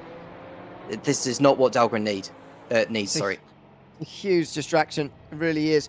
David Young was able to go that one lap further that I was talking about, and Bussink wasn't. So I wonder whether those two are racing to try and go as far as possible on fuel. And the fact that Young is going to come out behind Bussink might not be too much of a concern, although it's quite a long stop for the former race leader. 56, continues going. 1 minute pit stop now for Young. So this is a bit worrying, I've got to say, for David Young. The way he's a long way behind Bussink. We'll see whether that is a factor later. Oh, and Sean Kelly's miserable race continues. He's now got a penalty as well. I wonder if that's for speeding in the pit lane when he came in. Yeah, maybe. When he was figuring himself out again, returning from that DNF. It's a possibility. Also possible, of course, that the track limits are starting to rear their head. I know we saw a very, very early one, but that's very much the outlier. It's in the second half of the race where we're really going to have to look out for it, and it's much more expected that at a circuit like this, where it's so easy to run off the circuit, that some of these drivers will have done. Barker's closed into 2 seconds now on Kirby in the fight for the lead, as we see Molan and Dahlgren head through again on the traffic. There's still no to. It's amazing how they can just stay in touch for a long period of time. But that's hypercar racing for you. And then further back, De Bruyne's now run about 6 seconds off this battle. And it's Gutierrez in 6th position in hypercar. But going about Mayer, who is in the lead of the hypercar AMS, John Mayer that is, running very nicely. As we see, Dahlgren getting through on the traffic again. Is that Alan Holden that they're just going through? I think it is, who just remain out of the way. I think so. It's a real jam, though, that was, because there's hypercars here as well, and they're all on different laps. They're all trying to figure this one out. I think that's Kelly, isn't it, coming back out again? Maybe I've got that wrong, but there's 3 different groups there on 3 different laps, those 4 hypercars, as they were all trying to come through on Alan Holden. Yun is... I think that's Yunt, isn't it? Just coming through here as well, on the way toward turn 12. David Yunt is out 30 seconds behind Bussink, so this strategy's got to work now for Yunt. He's not going to overhaul 30 seconds. It's got to be in the pit lane. And the thing is, when he's allowing the hypercars to go through, he's always losing time. So it's about knowing when to let them by and when not to. But David Yunt, but he'll know that too well from his own experience. But Bussink right now, looking at where he is on the circuit, he's 29 seconds ahead. The only driver that's pitted twice in this race, bar Sean Kelly, is Michael Locke, and he's running in 10th place overall and 7th in Hypercar Pro. Over the line again, and Dahlgren passes that battle in GT3. They go side by side up the hill there. That might have been James Walker getting past McQuarrie for an overall position, but not a class position. They're, of course, Pro and Am. But, through Sector 1, has one of them got off? Because I don't know, they're not. It's not those two. There was a brief yellow flag there. It seems to have resolved itself. As Moling and Dahlgren get into the cleaner air, this is where Dahlgren starts to make his mark. And very much these battles are about momentum, going to and fro from these drivers. And Dahlgren seems to be the one with the momentum right now, although a slight mistake there, and you can see the gap balloon very quickly again. It says that Stephen Miller's been in the pits for 5 minutes. I can say that is definitely not the case. So we'll just wait for an update on how far Miller is behind the other 3 in LMGT3 AM, because he's attempting to do that one stop. And you can see he's running about 3 seconds off Adam Gray now. I think Miller could pull this one off, you know. If he can keep fuel saving, as he's letting the leaders through, if he can continue to fuel save, he's got a great chance to win in LMGT3M today. Yeah, I think so. I mean, it all does come down to that fuel saving, and not only can he do it, but actually can he stay quick enough while he's doing it as well here. That's the real thing. As Barker comes in with 40 minutes to go, he's definitely not making 2 stops today. He'll be making the conventional 3, but a lap earlier than Kirby, who's still 10 minutes from that 2-stop safety marker, and that's not going to happen for him. But Barker certainly burning more fuel, and that would make sense. He halved the disadvantage he came out with. So that's a good second stint from Cameron Barker. And how quick of a pit stop is he going to try and do with this? It can't be a very long one if he's going to be a 3-stop. This is his second stop of the race. We'll see when he comes back out. We'll have an idea what his pit stop time is. He'll be overtaken by Molin, Dahlgren, De Bruyne and Gutierrez. So he'll drop down to 6th place at the minimum. Whereas Molin and Dahlgren can just continue their own fight. Who's to tell through the S's? I wonder if it's the turbulent air that's what's catching Dahlgren out a little bit. Because when he's going through, he's nailing the apexes. You will probably feel the turbulent air from the Aston Martin Valkyrie ahead that is costing him the time. Dahlgren will be frustrated with this, definitely, in this battle. Wouter de Bruin is not here decisively. Look at the gap that now back to him. 18 seconds back to Wouter de Bruin here, with Gutierrez right behind. So there's another battle on the circuit. Johnny Gutierrez, and he's actually probably closer to de Bruin than Dahlgren is to Moling. You can see that on the way down towards turn 12.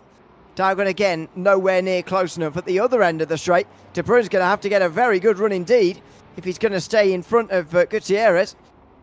And he looks like he maybe has done, with just over half a second back. Michael Lock's quite close to George Angelidis as well. Oh, he's for it. So plenty going on in Hypercar, and there's another move. Dahlgren has a look, couldn't do it. The door was open, it was there, but couldn't take the chance.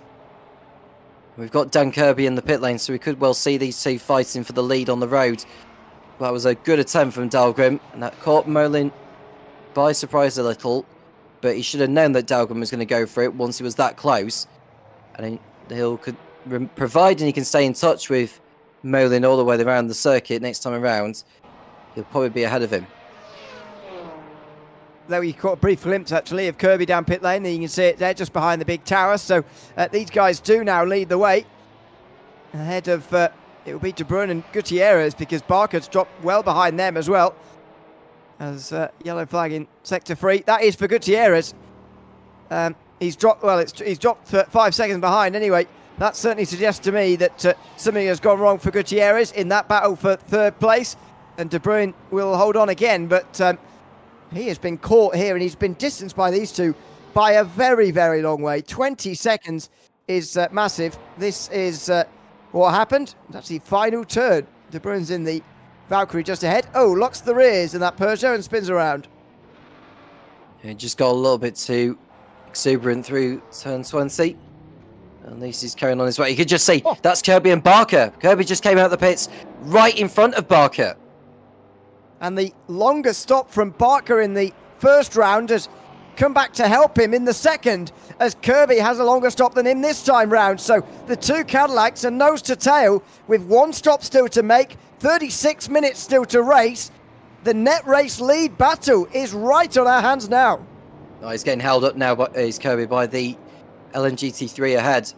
So there goes that GT. I think that's Alan Holden again, who's just getting out of the way of these two. So at least the Cadillacs are safe and sound for now, but there's more traffic up ahead. So much traffic through this part of the circuit, because there's not many of them. The GT3s are not spreading apart quite as much as they normally do, and you're seeing some of these groups be very tight together. Not ideal to have them all in one go, although it just gives you some laps alone, I suppose, away from the rest of the field. Down the inside there from both Kirby and Barker. They're not going to be separated into turn 12 this time round. They're smart through traffic again. One of the keys to the race. Make sure in those trickier sections that if you're behind, you're not disadvantaged by traffic. And if you're in front, try and use traffic to put a distance between yourself and the guy chasing. Now this is the part of the circuit where you don't want to be held up by a back marker. This is a very fast part of the circuit where you could make or lose all the time that you've just made up. That's David Young that they're just going through to the lap again. So it looks like, oh, that's difficult for Cameron Barker, because he had to miss the apex at turn 19 just to make sure he got the car through, and that's lost him crucial ground to Dan Kirby. I think Kirby's got a little bit of buffer for the time being. Molan and Dahlgren have remained out there. Gutierrez and De Bruyne are both in for their second stops. We'll see what Molan and Dahlgren do now, because if they were able to stretch the first stint last time, they'll be able to do it again, and it could come in handy later when they're needing to put less fuel in for the final stop. Oh, that's Kirby being held up by that Aston Martin. Wow, that's close. Into the, excuse me, into the S's there. He really got slowed up there, and that could have been a whole lot worse. I mean, for everybody involved, they could have crashed together, first of all, but for Kirby, it was pretty bad anyway. He got caught up massively there. They're now battling for third, by the way, but Moling and Dahlgren continue. 34 minutes to go. They need to do 2 more laps on this tank of fuel to get to the last half an hour and hope that that is their final stop then. I can see these two locking horns between now and the end of the race, even through the pit stops. Dan Kirby and Cameron Barker. Molan Dahlgren's margin is 42 seconds over these two, so if Kirby and Barker continue dicing it out, that's going to play into the hands of Molan and Dahlgren for when they come in for their latest stops. Dahlgren's in. What about Molan? Is he continuing on for another lap? I think he is doing. Yep. That's the battle out front between Dahlgren and Moling. We should be able to do 2 more laps based on how far apart they were on the pit laps in the first part of the race. Kirby seems to have the measure of Barker, doesn't he, in a one-on-one fight. We saw that at the very start of the race where he got out to a second immediately. But, you know, he's not driven that advantage home yet, and Barker is keeping him very honest throughout this race. Traffic every time as well seems to keep Kirby from getting away too much as well. There's another bit of time lost for the race leader as he had to get past a fellow Cadillac there. Yep, and now Barker's got the benefit of the tow from the back marker as he heads through. It's game on again. Dahlgren will rejoin behind Kirby and Barker, but he's going to be a lot closer compared to last time because they were around about half a minute off these two, and it feels like the gap has come down to a lot less. Something like 10 seconds now between Kirby in second and Dahlgren in fourth. Yeah, and that's a good sign for Dahlgren. They might be able to secure a podium, but what is Moling going to do here? You know, the length of pit stop is not the same every time in this series. You do different things in different pit stops, of course, but if Moling keeps that pit stop time down somewhat, then, you know, he's effectively got a 40-second lead because these two have to make 1 more stop. Yes, it will be a lot shorter, as I mentioned, but so is Robin Moling. He is going to take a longer stop, but 40 seconds is a very big gap. It is a very big gap, but we talked about strategy earlier. It's likely that Kirby and Barker are going to pit in again, whereas Molan, he's about to make his pit stop very, very soon. And if you think of it now, they're coming up to the half an hour point with 30 minutes to go. He's got a chance he can try and make this his last stop, forcing Kirby and Barker to either fuel save or come in for another stop. I mean, they've made their strategy now. I can't see them being able to do the fuel saving and make it from here.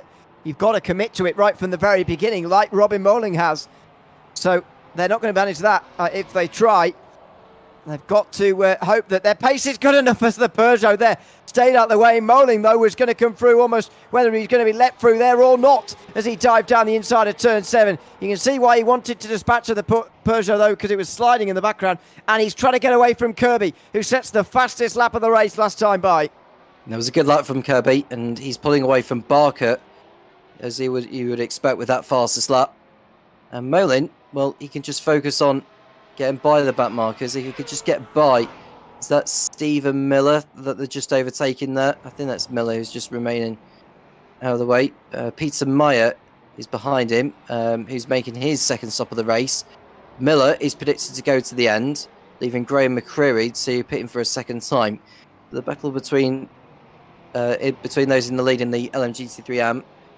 It's game on. Basink looks like he is on his way in LMGT3. Sorry, if I guess what else. LMGT3 Pro over David Yunt. Looking at how many stops he's made compared to Yunt. 1 each so far. If they're going to make another 1 each, well, I think it's a foregone conclusion that Basink is going to take the honours in that. Yeah, there's half an hour to go. Robin Moling comes in. So this was expected at this time for him to make his way into pit lane. And Robin Moling will now drop probably where Dahlgren is. I would have guessed actually behind Dahlgren, but maybe it will be. Maybe he will surprise me again, because I said that last time he came in as well. There's Kirby showing his speed now, and exactly at a point where he really needs to. He's got 3.5 seconds over Barker, but as I say, absolutely needs to get this mark, not necessarily to Barker, but actually to close down on Moling as well, who's making his last stop of the race. Kirby is yet to still make his. And we'll study the lap times, or study the gaps when Moling comes out of his box. It's important he gets back out in front of Dahlgren, Wow. which I think he will do. It's going to be close. Judging by that pit lane speed limit, it's going to be close. He's going to be out in front of Dahlgren, but the fact he's so close to Kirby and Barker is a real positive for him. I don't think those top two can even take a drive-through penalty right now and stay in front of Moling. Never mind actually stop in the box and take on the fuel required to get to the end of this race. Robin Moling right now is in a brilliant position in this race. Unless we're missing something massive here, I believe he's in a very good position to try and win this race and end Kirby's streak of 4 wins in a row and end the Cadillac stranglehold that's been on this championship since the start. It's only he, Kirby and Daniel Hurlock, who have taken wins so far this season. It'd be the first Valkyrie win in Virtual World Sports Car Championship history, and it would be massive for Robin Moling in 2025 as well, if he can do this. Well, it's game on for the win now, and Moling, well, he just needs to keep his car on the circuit, ensure it doesn't get tripped up by any of the back markers. The headlights come on, the skies are darkening again here in Austin. Jerry Chen is leading the way at the moment, but I don't know if that's because John Maher has come into the pits for his second stop of the race. No, Maher's done only one, and Jerry Chen has done 1 pit stop as well, so it looks like he could well be on his way to the win. But, you know, he's won many times this season as Jerry Chen. How many times has Jerry Chen won this season? Do you remember In off the the top of your AM head? class, Yeah. I will check. Just the once, but he's second in the championship, trying to get past John Mayer, and at the moment would be doing that, sorry, not doing it, but closing the gap anyway for second, and extending his gap on Gonçalves, is currently in 3rd place. So yeah, just the 1 win for Chen. Mayer's got 2 wins, Gonçalves with 2, as well as Adrian Rice as well, has only been at 3 rounds, so has won 2 races. Eric Mounier has won the only other race. So it's been a lot more varied in Hypercar AM, and maybe the most varied of any class, actually, with 5 different winners so far this season. Very nice indeed. That's exactly how we want to see it in this VWSC world.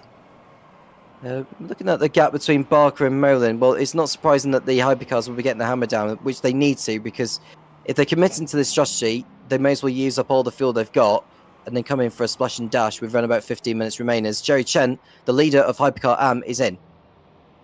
It's slowly into the pit lane, doesn't want to outbrake himself and damage his front end, of course, on that wall, which has claimed many victims down the years, I'm sure, but no, very slow on the way into pit lane here, 60 kilometers an hour, getting down to the speed, and is he just driving the whole way through here, or is he pulling into his box? He's just not found his box yet. He is going to pull into his box right down the very end. It's a very slow pit lane here, isn't it? 60 kilometers an hour. Chen stops right at the very end, actually, where his pit box is situated. And he will hope that this is his final stop of the race and he can go on to win from here. John Mayer will be coming down the pit straight now, because Angelidis is also in. So how long will Jerry Chen be in that box for? Well, Mayer's going to go into the lead of Hypercar AM. There's no doubt about that. It's just how far will Jerry Chen be behind when he rejoins? Well, we expect Mayer to be in the pits again before this race is over. There goes Jerry Chen on the circuit again. There's a GT3 in front. He won't want it to cut across on him, but it looks like it has. That's not what Chen needed. Well, he's on a very tight line there anyway, and Chen couldn't really go anywhere. The Porsche gave only just about enough room, but not really remembering that the turning circle there on those Hypercars is very difficult. It's such a tight first corner, and that pit exit puts you straight onto the racing line, effectively, which is not ideal, or at least it wasn't in that situation, and I think the Porsche GT3 driver was actually quite lucky not to get spun round there.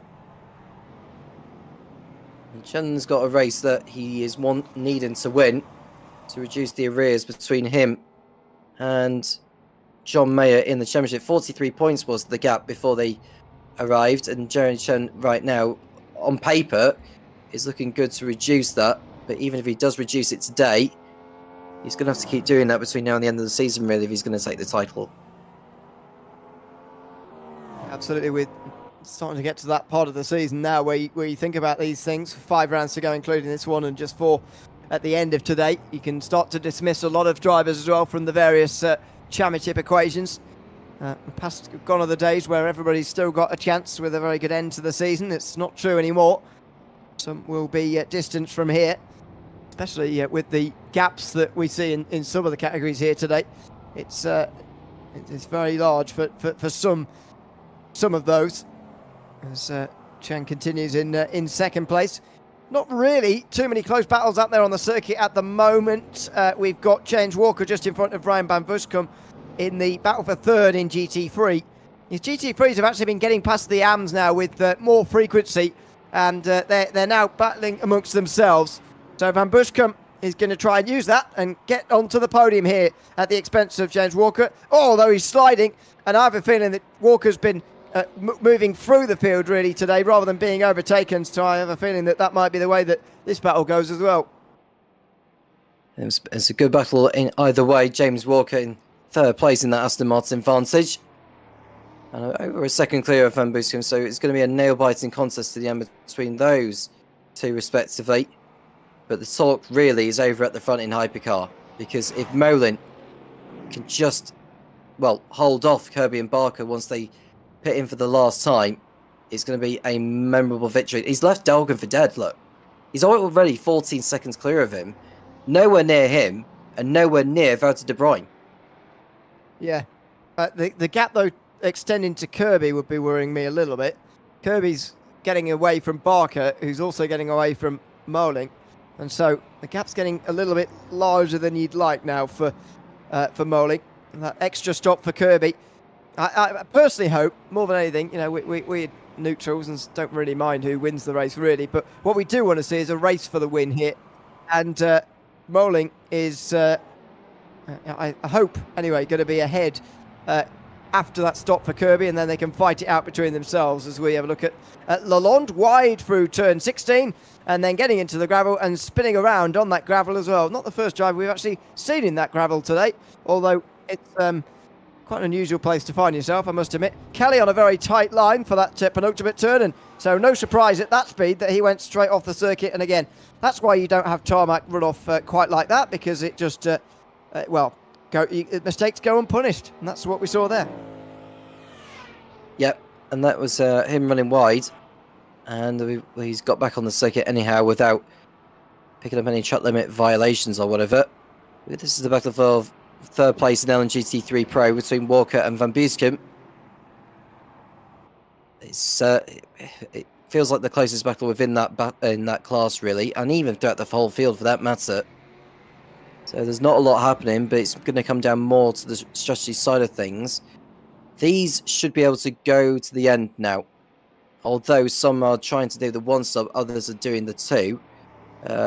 We've got the likes of Besink downwards, who, apart from Peter Meyer and Sean Kelly, have only pitted they've pitted once, whereas Meyer and Kelly have pitted at least twice each.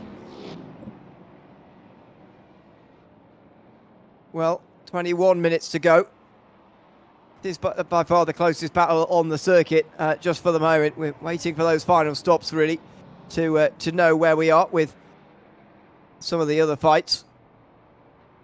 In the lead of GT3, Oko Bussing is 15 seconds out front, and Tony McCoffin says all order being restored out front. Somewhat the case there in GT3, but just depends on what their stopping is going to be like a little bit later. If you can go right to the end of the race and Bussing can't, then there's only going to be one winner there at that gap anyway, at 14 seconds. So it's been very interesting fuel strategy here today. I've got to say, a bit different to the information we were given. It was either 3 or 4 stops maybe here tonight in Hypercar. Well, we've seen 2 stops from some, maybe from Moling here today. And in GT3, we've seen the 1 stop possible as well, though not for James Walker, who's in now with 20 minutes to go. Not long left. And we have got a pit stop over with James Walker, who he's hoping this will be a splash and dash. It should not be a longer pit stop than the one he had before. He'll be overtaken by Holden, but he should be able to get out in front of Overton in that sister Aston Martin Vantage. Kirby's gap over Barker is over 4 seconds, so he's continuing to stretch out the margin. The gap between him and third place Robin Molin is over 21 seconds. You can just see the gap increasing a lot now. Kirby knows what he needs to do. Yeah, and he's doing it. He is putting the pace down right when it's required there in that Cadillac. There is one of those two Cadillacs just going round Brian Van Bruscombe there in the Mercedes. He is looking for a podium tonight in the GT3 category, if at all possible. That was Kirby first of all going through, and there you can see in the background Cameron Barker doing the same as well. Doesn't necessarily look like a fight between those two. It's a fight between Kirby and Moling at the moment. The gap over 20 seconds now, though, and that has almost doubled compared to where Moling was at the start of this stint. Not a good sign with 20 minutes to go, and we don't know yet how long until Kirby actually has to come in, but it might not be too soon. You know, he wasn't pitting that far away from the half-hour mark. He wasn't, but it may be around about the 10-minute mark when he decides to pit in for the last time, because he needs enough laps to get all the benefit from the tyres that are going to be put on, and then go after Molin for the win. That'll be what he'll be going through. That'll be going through his mind. 15 minutes to go. Maybe he's got the speed here, Kirby. Maybe he does. Over 20 seconds now his gap as he crosses the line here. His best lap of the race so far is a 1:49.6. It's the only driver to actually be in the 49s. Unlikely to manage that here with so much traffic about as he goes over the line. Personal best final sector, actually, but nowhere near the best lap of the race, 52.5, and actually a second slower than Barker. But if Moling stays in the 53s, that on that occasion he'll only be losing a second or so. But on the laps where Kirby's touching the 49s, could be losing upwards of 3 seconds, and over one lap, that is too much. It's way too much, and Molin can't afford to back off now, knowing he's got a golden opportunity to win this. But Kirby, looking at all the track position that he's got another opportunity to make it what will be 5 wins in a row if he comes away with yet another win before heading to Indianapolis next time out, which will be another glorious circuit, I think, for the Cadillacs.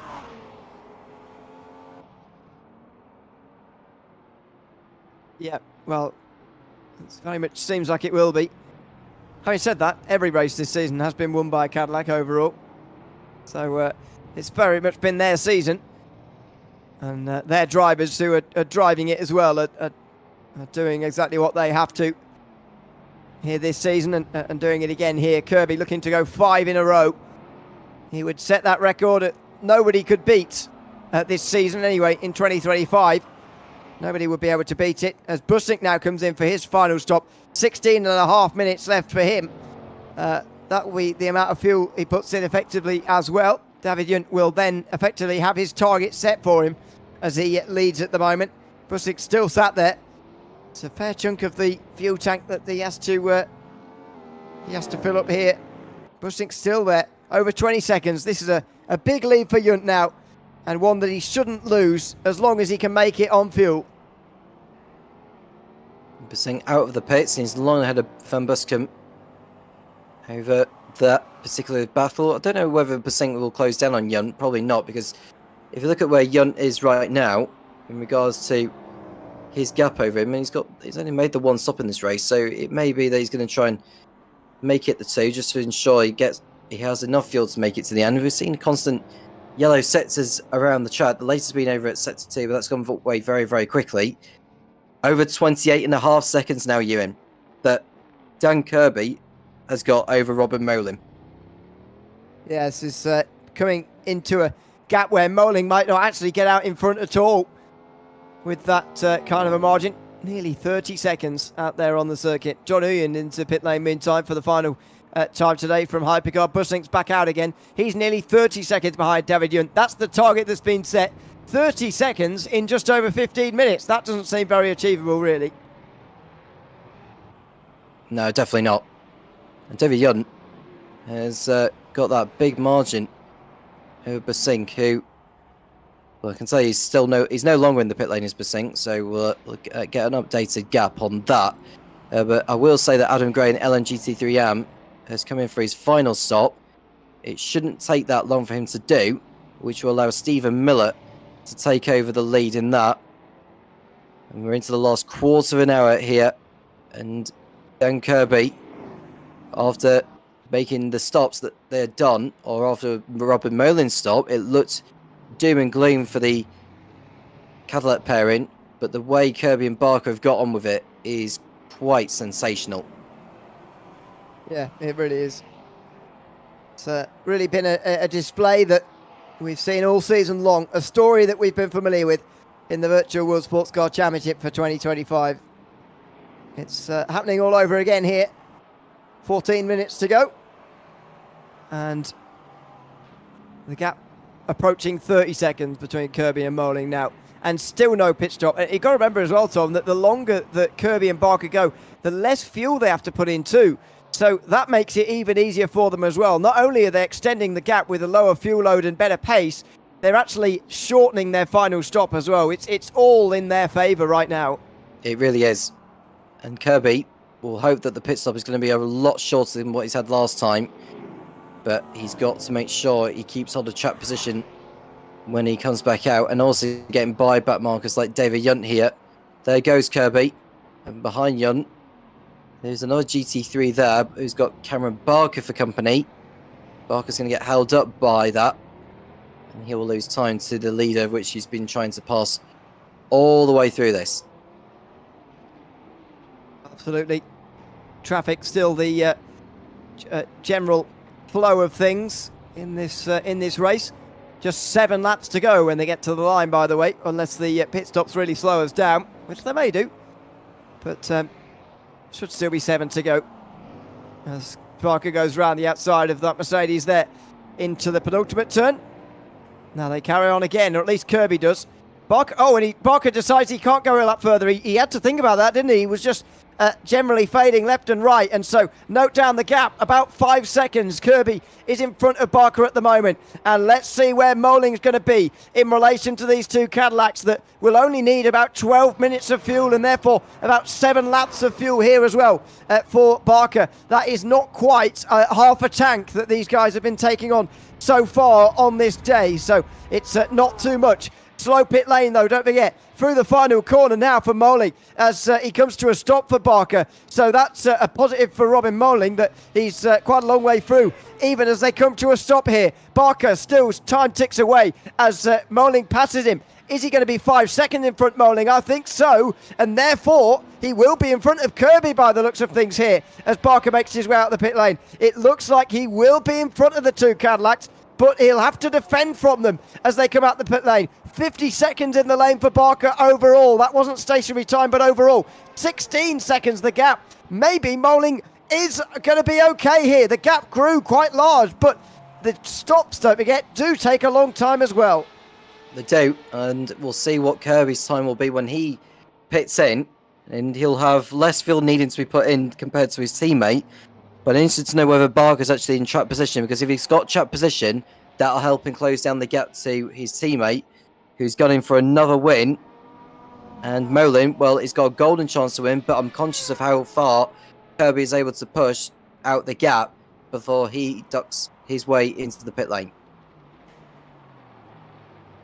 Well, based on previous laps, I think it'll only be the one. And yet, here comes Kirby now. Late entrance, of course. Trying to just smoothen that curve as much as possible and increase your speed on the way in here. 11 minutes to go, so should be 6 laps now for these leaders. And indeed it will be. Moling will cross the line with over 10 minutes still to go, but he's got to get in front of Kirby. He's not going to overtake him, but he might well be able to defend from him if he gives himself enough time away on his own. He's pushing. He's over the curbs and he's sliding. He's definitely pushing for this one. He's already stopped his Kirby, so you can see that he's a long way ahead of Barker, although he is further forward, further closer to the entry than Barker is on the pit lane. So it will take a little bit of time travelling. And here he goes. He's already going again. But that time travelling is going to cost him here. Molin's going to get past, roaring past on the front straight. Kirby's going to come out the pit lane with 10 minutes to go and the race leader in his sights. Place your bets now. Who will take victory here in VWSC? Well, we'll see soon enough. Kirby in second place, got him for his 5th win in a row. He's gonna have to, if he's gonna win it, he's got to do it on circuit. 5 seconds to make up on Molin, but we saw how much he was able to stretch out the margin over Molin before he even came into the pit lane. So if he can stretch out that big of a margin so quickly, he can close down that margin just as quickly, if not more, or if not quicker, with less than 10 minutes to go. He's got all the time he needs. He just about does with the pace that he was doing before. But, let's not forget, let's not, change things around. It's a difficult gap to try and close here. There'll be traffic around as well.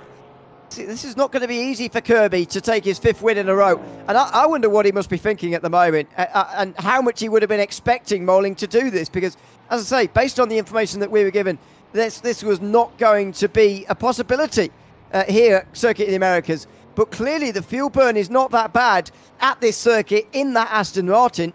And I wonder whether Kirby's been blindsided a little bit by this. Well, this was, I don't think it was in the plan for Kirby or for Barker. I mean, Kirby's left Barker for dead now. So it's a duel between Molin and Kirby for the win. There's no question that oh, he got held up. He got held up by that GT3. And now he's going to have to really... He's lost half a second in that section of the course. And I think Molin's even catching up to the traffic as well, Ewan. Yeah, well, it must be. It's quite thick in front, isn't it? Look at that. There's hypercars involved there, GTs as well. Stephen Miller seemed to be there, by the way. If he's still doing his one stop, then he's on the chase as well. Chen and Mayer are also quite close as well. So after a quite quiet first hour 20, to be honest, we've got a very loud finish to this race, and that is the AM battle up ahead there. Mayer and Chen, they're teammates, of course, but Chen needs the points in the Drivers' Championship, and the overall leaders are trying to lap these guys all at the same time, as Stephen Miller as well, who's the GT3 AM leader, trying to hold on to a lead with a very small amount of fuel left in the tank. Yeah, well, Kirby's able to dispose those back markers very nicely through the S's. I didn't think he would do. As Molin gets by another one of the Hypercar AM drivers, there is John Mayer. Jerry Chen is just directly in front, so we've got a direct fight. Well, I've actually got the top 2 in Hypercar AM and the top 2 in Hypercar Pro in your picture. Yeah. Oh, and look at that. They're trying to go down the inside of Moling. That was Chen trying to go down the inside of Moling.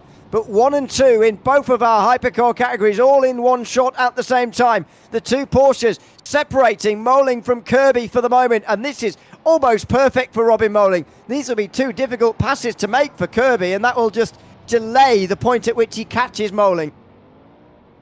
He hasn't got long to get by these, and he hasn't got long to give Moling the fright that he... Well, I don't want to say he expected, but I don't think he should be that surprised for Kirby to get to the rear of him, because Kirby's been absolutely superb in regards to stretching out the margin earlier. Now it's his job to try and overtake him on circuit for the win. We've got over 6 minutes remaining. I would say we've got 4 more laps here. Kirby's got enough time. He does. Does Moling have enough fuel? Never mind time. Does he have 4 laps of fuel on board? You'd hope so at this stage. You'd hope that he's got his fuel saving out the way now, so that he can battle with that track position. Since he has the track position, he does have a bit of an advantage. We saw how difficult Dahlgren found it earlier to actually make passes, and now this is really slowing Kirby. Kirby was within 2 seconds before, and now he's going to the inside through turn 7. Chen very wide there, and that allows John Mayer to close right in, round the outside through turn 8, in fact. And no, Chen will keep that place for now, but Kirby there will have just lost a bit of time for a couple of corners there. Again, it's delaying for Moling. As meantime, Mayer has a little look. Chen keeps the lead, though, in Hypercar AM. Incredible to see. There is Chen and Mayer down the back straight towards turn 12. Where does May decide to go here? These are the top two in the championship battle as well, so Chen needs this result. Win here for Mayer would take him closer to the title with 4 races left to go after this. But now Kirby's got held up by another GT as he heads through. Molin has got an Aston Martin, of which he's trying to get out of the way. He's done that now. The Aston Martin should stay out of the way as well. Although, does he? Does he know that Kirby's coming through? Just about. They managed to just stay out of the way. It's Walker and Holden there who are fighting themselves, and you can see in the background there, the AM leaders trying to come past them all at the same time. This is such a busy part of the track as Kirby slides into the final turn.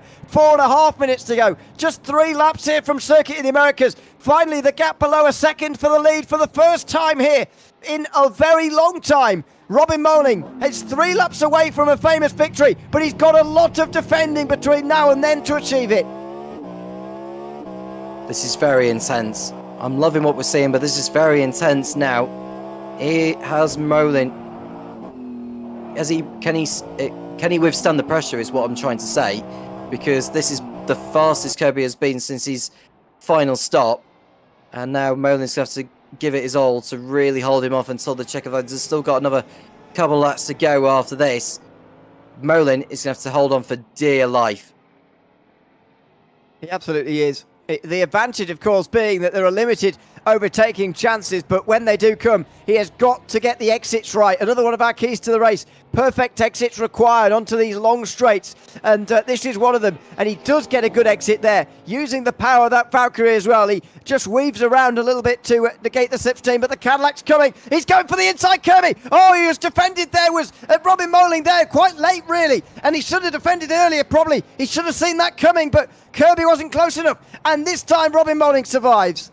Yeah, that was a little bit too erratic from Robin Moling on the approach to turn 12, but you can just see Kirby looking to the inside or trying to make a dive on through 15, but that was not going to work either. And now they're coming out there. There you just see the 2 Hypercar AM drivers of Chen and Mayer nose to tail, but we'll stay with this leading battle for Hypercar Pro. There is another GT coming up which they'll head through. This is David Young, who is the leader of LMGT3, over half a minute clear of Basing, so it looks like it's race win sewn up for David Young, so he does not need to get in the way of these 2. There goes Molin, there goes Kirby, 2 to go. That looks more like Buscombe to me, actually, but there you go. It doesn't really matter. 3rd place for him. There's David Young, who's around the other side of the circuit, and he's leading by a long way at the moment. Looks like he's on his way to halving the championship lead at the moment of JT Tummy, who's not here today. He's had a successful afternoon, and that's the only class where the race lead is not up for grabs. Would you believe it? 3 of the classes are where the battle is. Mayer has just passed Chen for first in Hypercar AM. Miller is being caught by McQuarrie as well for the lead in GT3 AM as well. So plenty going on at the moment. But at the front, Moling and Kirby are down in towards turn 11 again. Moling has been getting good exits through here, but he's slightly compromised his entry this time. Is that going to allow Kirby to get a better run? It very much is. Out of the corner, the Cadillac by the end of the straight here, it's going to be all over the Valkyrie, and Moling isn't going to make the same mistake twice. He is going to defend the inside this time round because he has to, or is he? In towards turn 12, no. Wow, he doesn't defend and Kirby doesn't go for it. They look like they're waiting for the final lap. Has Moling, first of all though, got the fuel to go past the pit lane and enter this last lap of the race? Well, Kirby's going to have to make him consume as much fuel as possible. If that is the case, he won't go for it at 15. There's no more back markers, I don't think, between now and the Czechoslovakia. It's a straight fight with one more tour for these in the Hypercar Pro in the VWSC of this year. It's so nip and tuck. You can cut the tension with a knife, essentially. Certainly could. Seconds to go, and Moling does go past the pit lane. He has got the fuel. He's pulled off a brilliant strategy here tonight. But has he pulled off the race win in the 90 minutes of Circuit of the Americas in the Virtual World Sportscar Championship 2025? Into turn 1 for the final time. Moling forced to defend, and he slides on the way in a little bit there. He goes a bit wide. Kirby's alongside briefly, but into the first sector, it's going to be very difficult to overtake here. And this is the S's where This has been the most notorious part of the circuit to get by back markers, but there's none this time around. Molin absolutely nailing it through there. No mistakes whatsoever. Kirby has to try and gain all the time he can have. He's got to get a strong exit out of turn 11. He's got to get a strong exit, because otherwise it is going to be very much a comfortable ride to the end for Robin Molin.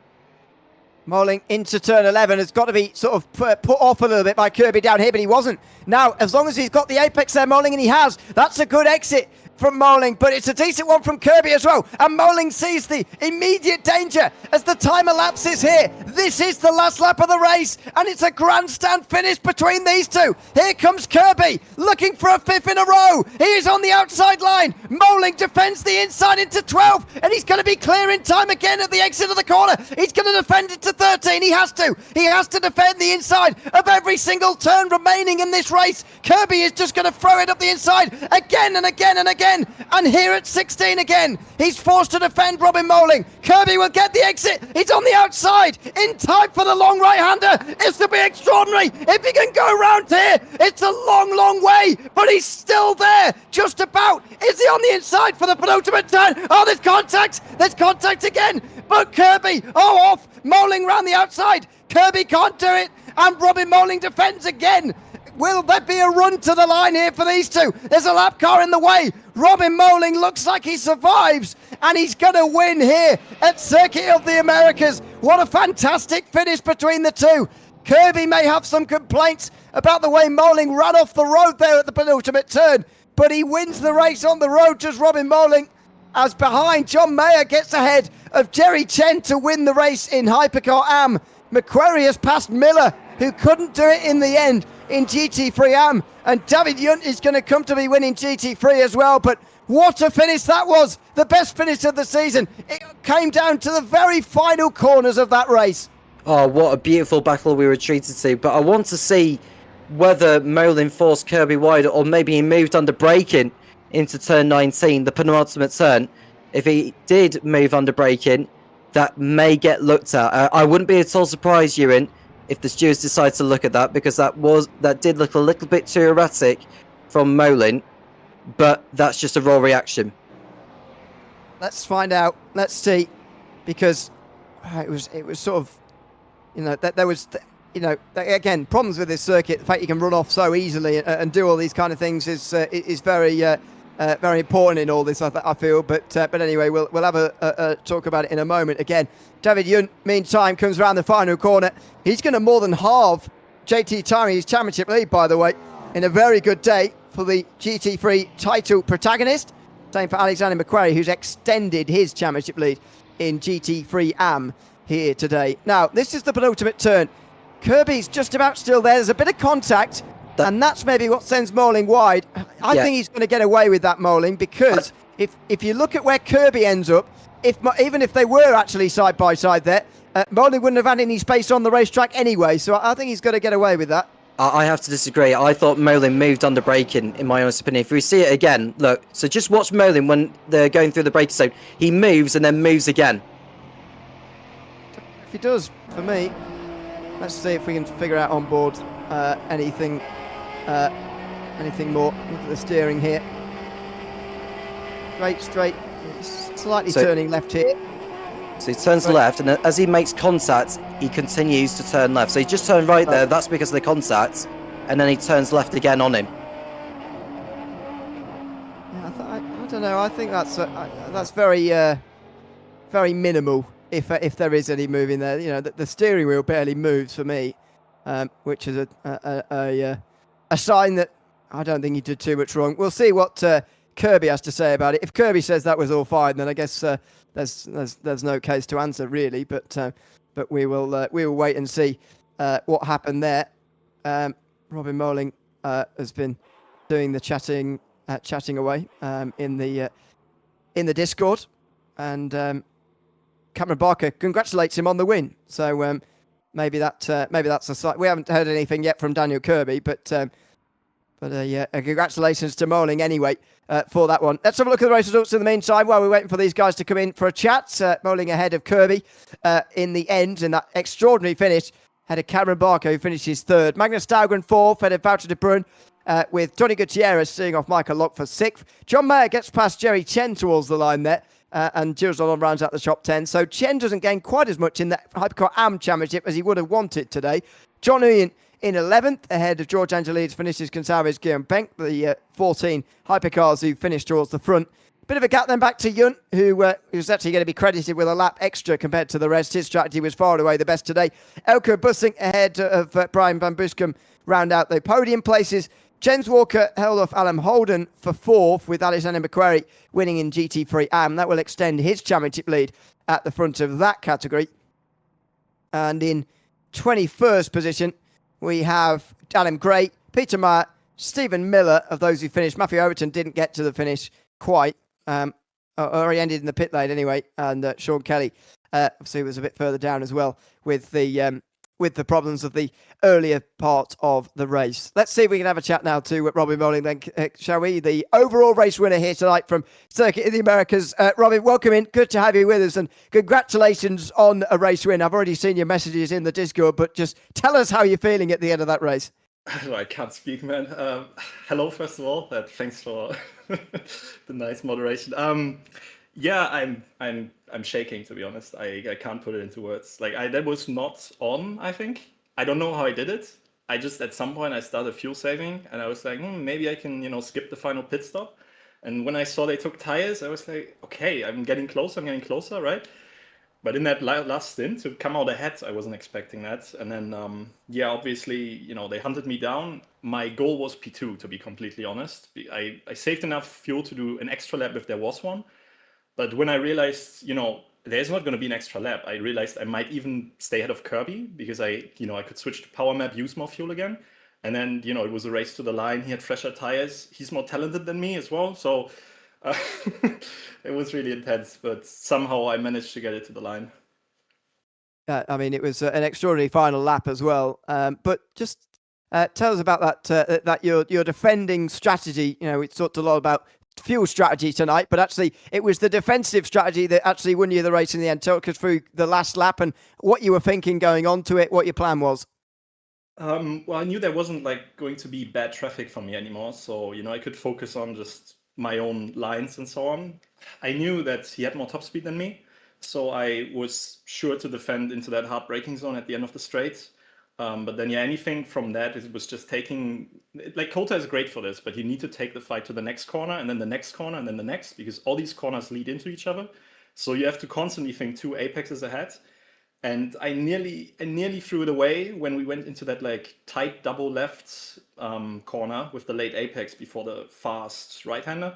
But somehow I managed to get the run on him. We made a bit of contact. I think it was all within, legal parameters. And then, coming up to the last corner, he tried it on the extreme inside. I think I braked in time, and it wasn't on me. But in any way, that was an amazing fight with him, and I'm just really happy to win a race again, because it's been a while. So, but yeah, very stressful.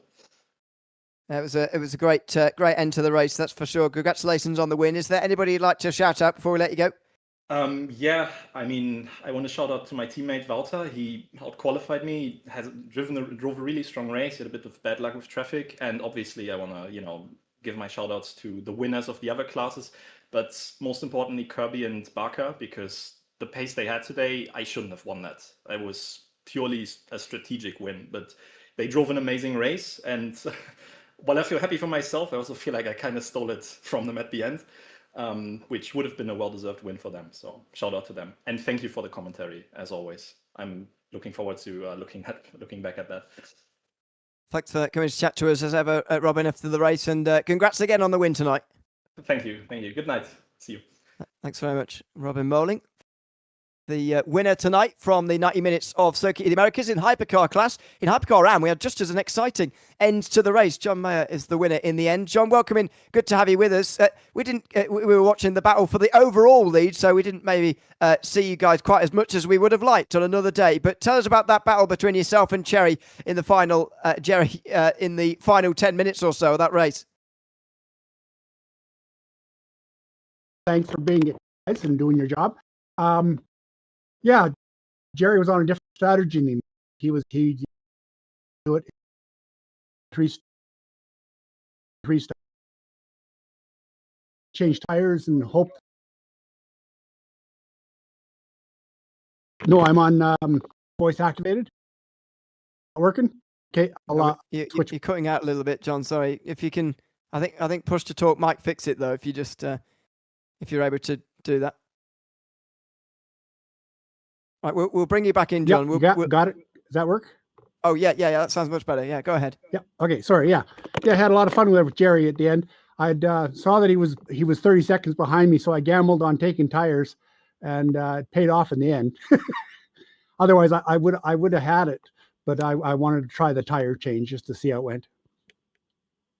How has this season been generally for you in the hypercar AM class? Because you're leading the championship, you're in a battle with Jerry for the title this season. You've just taken your third win.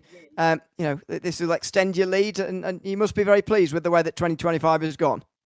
Oh, very, very happy. Yeah. I'm waiting for the wheels to fall off, but otherwise, I'm very excited about it.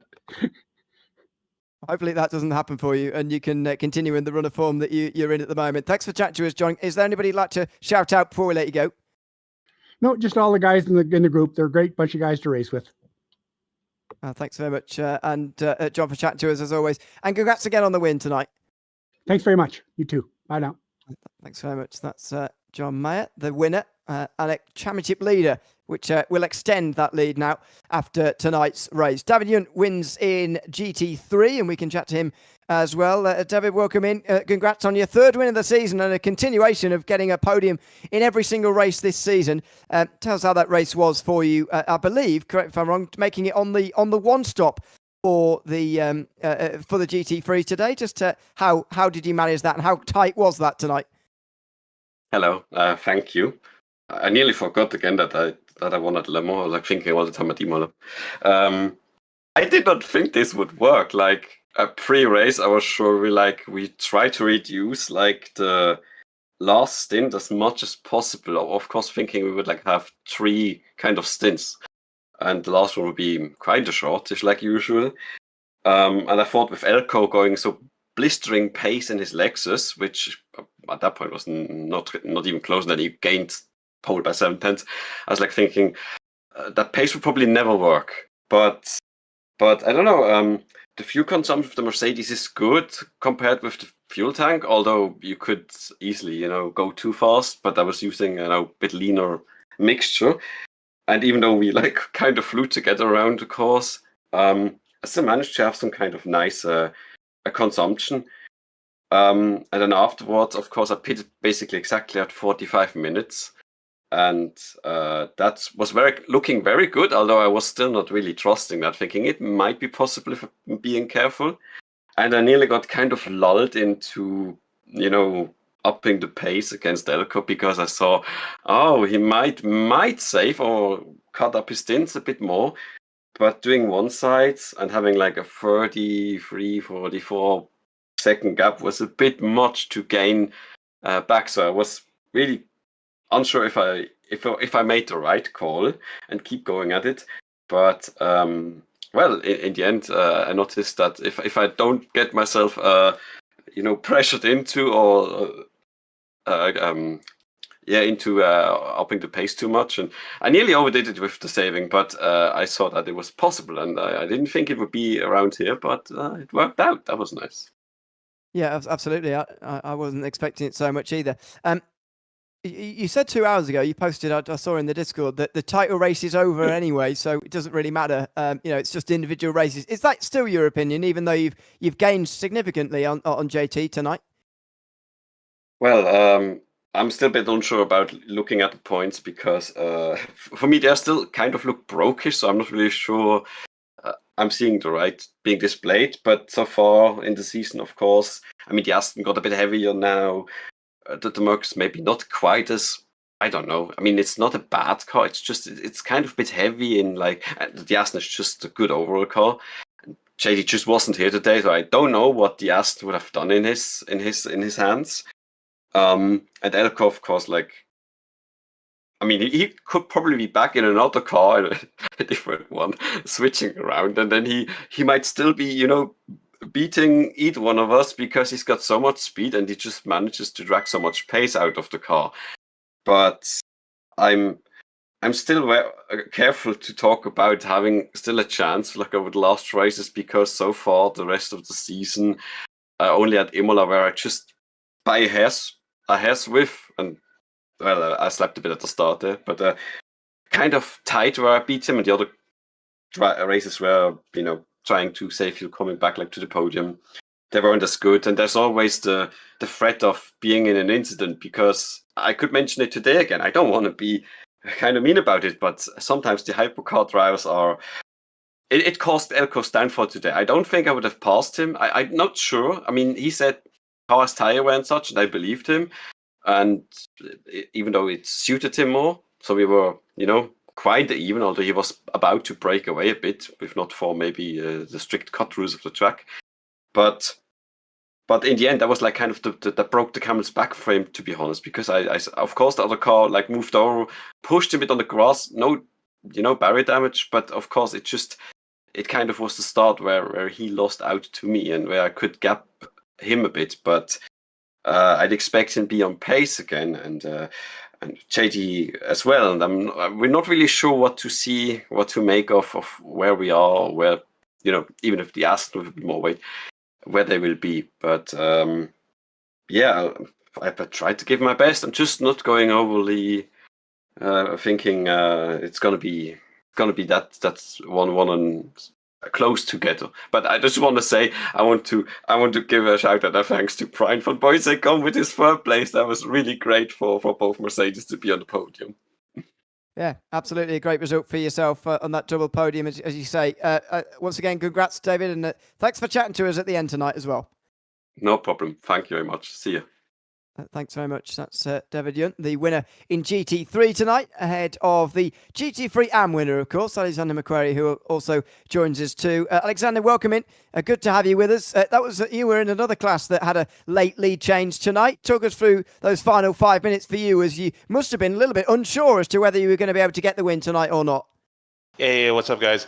I mean, it was about 2 minutes to go, and the leader, I'm like, this guy, he has to pit. There's no way he's gonna one-stop me, right? Because I raced with him before, and I'm like, well, I already took my pit stop. I'm like, he has to stop. And next thing you know, he stopped. I'm like, oh, there we go, game. So he almost had me. If he managed a little better, he would have finished. That's the only reason why I got ahead of him. In terms of the championship, again, you are the championship leader, and you will extend that lead now towards about 40 points nearly over the others here today. It's very close in GT3 AM still, and there's 4 rounds to go, but you must be relatively confident, certainly more confident now after tonight, that you can hold on to the lead in 2025. Yeah, I mean, I'm super happy to win today. I'm in another league on Thursday, and I had some mishap, and I needed redemption. So I really needed to win. Super happy, and can't wait for the next race. Well, congrats on the win tonight, Alexander. Is anybody like to shout out before we let you go? My number one and only, my girlfriend Lori. So she allows me to do this. And also thanks to you guys. I mean, you guys make it very exciting. I have my family listen to the live streams and your commentary. They love it. So thanks to you guys, CMS, and my girl, of course. Have a nice weekend. Thanks very much for chatting to us again, Alexander. And we'll see you in the next one. Thank you. Bye. That's Alexander McQuarrie, who has won in GT3 AM today and is starting to just nudge ahead in that GT3 AM championship battle. Well, as I said just before the end of that race, Tom, I think it was relatively quiet for the first hour 20. A few battles here and there and a few bits of interest, but the end of that race got very loud very quickly. 3 lead changes in 3 classes, although one of them didn't stick, as Robin Marlin was able to keep that race win in Hypercar, at least for now. That was a great finish to the race. And any race in which there's 3 classes where the lead changes late on is going to be. That was an excellent finish. One of the most thrilling endings to any sports car race I've seen, certainly in the virtual world anyway. And, let's say Robin Mullen does keep hold of the win because he deserves it. But I'm sure that Dan Kirby may have a case on what went on that last lap. It feels like the drivers that have won their classes feel surprised about the result as much as the surprises we were treated to, Ewan. I think there's a lot of drivers that didn't expect to be where they were, so they've every reason to feel happy about what they've achieved this evening. Yeah, and there was plenty of strategy surprises for us here tonight as well, which is always a good thing as we're commentating. To be honest, I don't like to know everything before. Well, I think I make that very clear.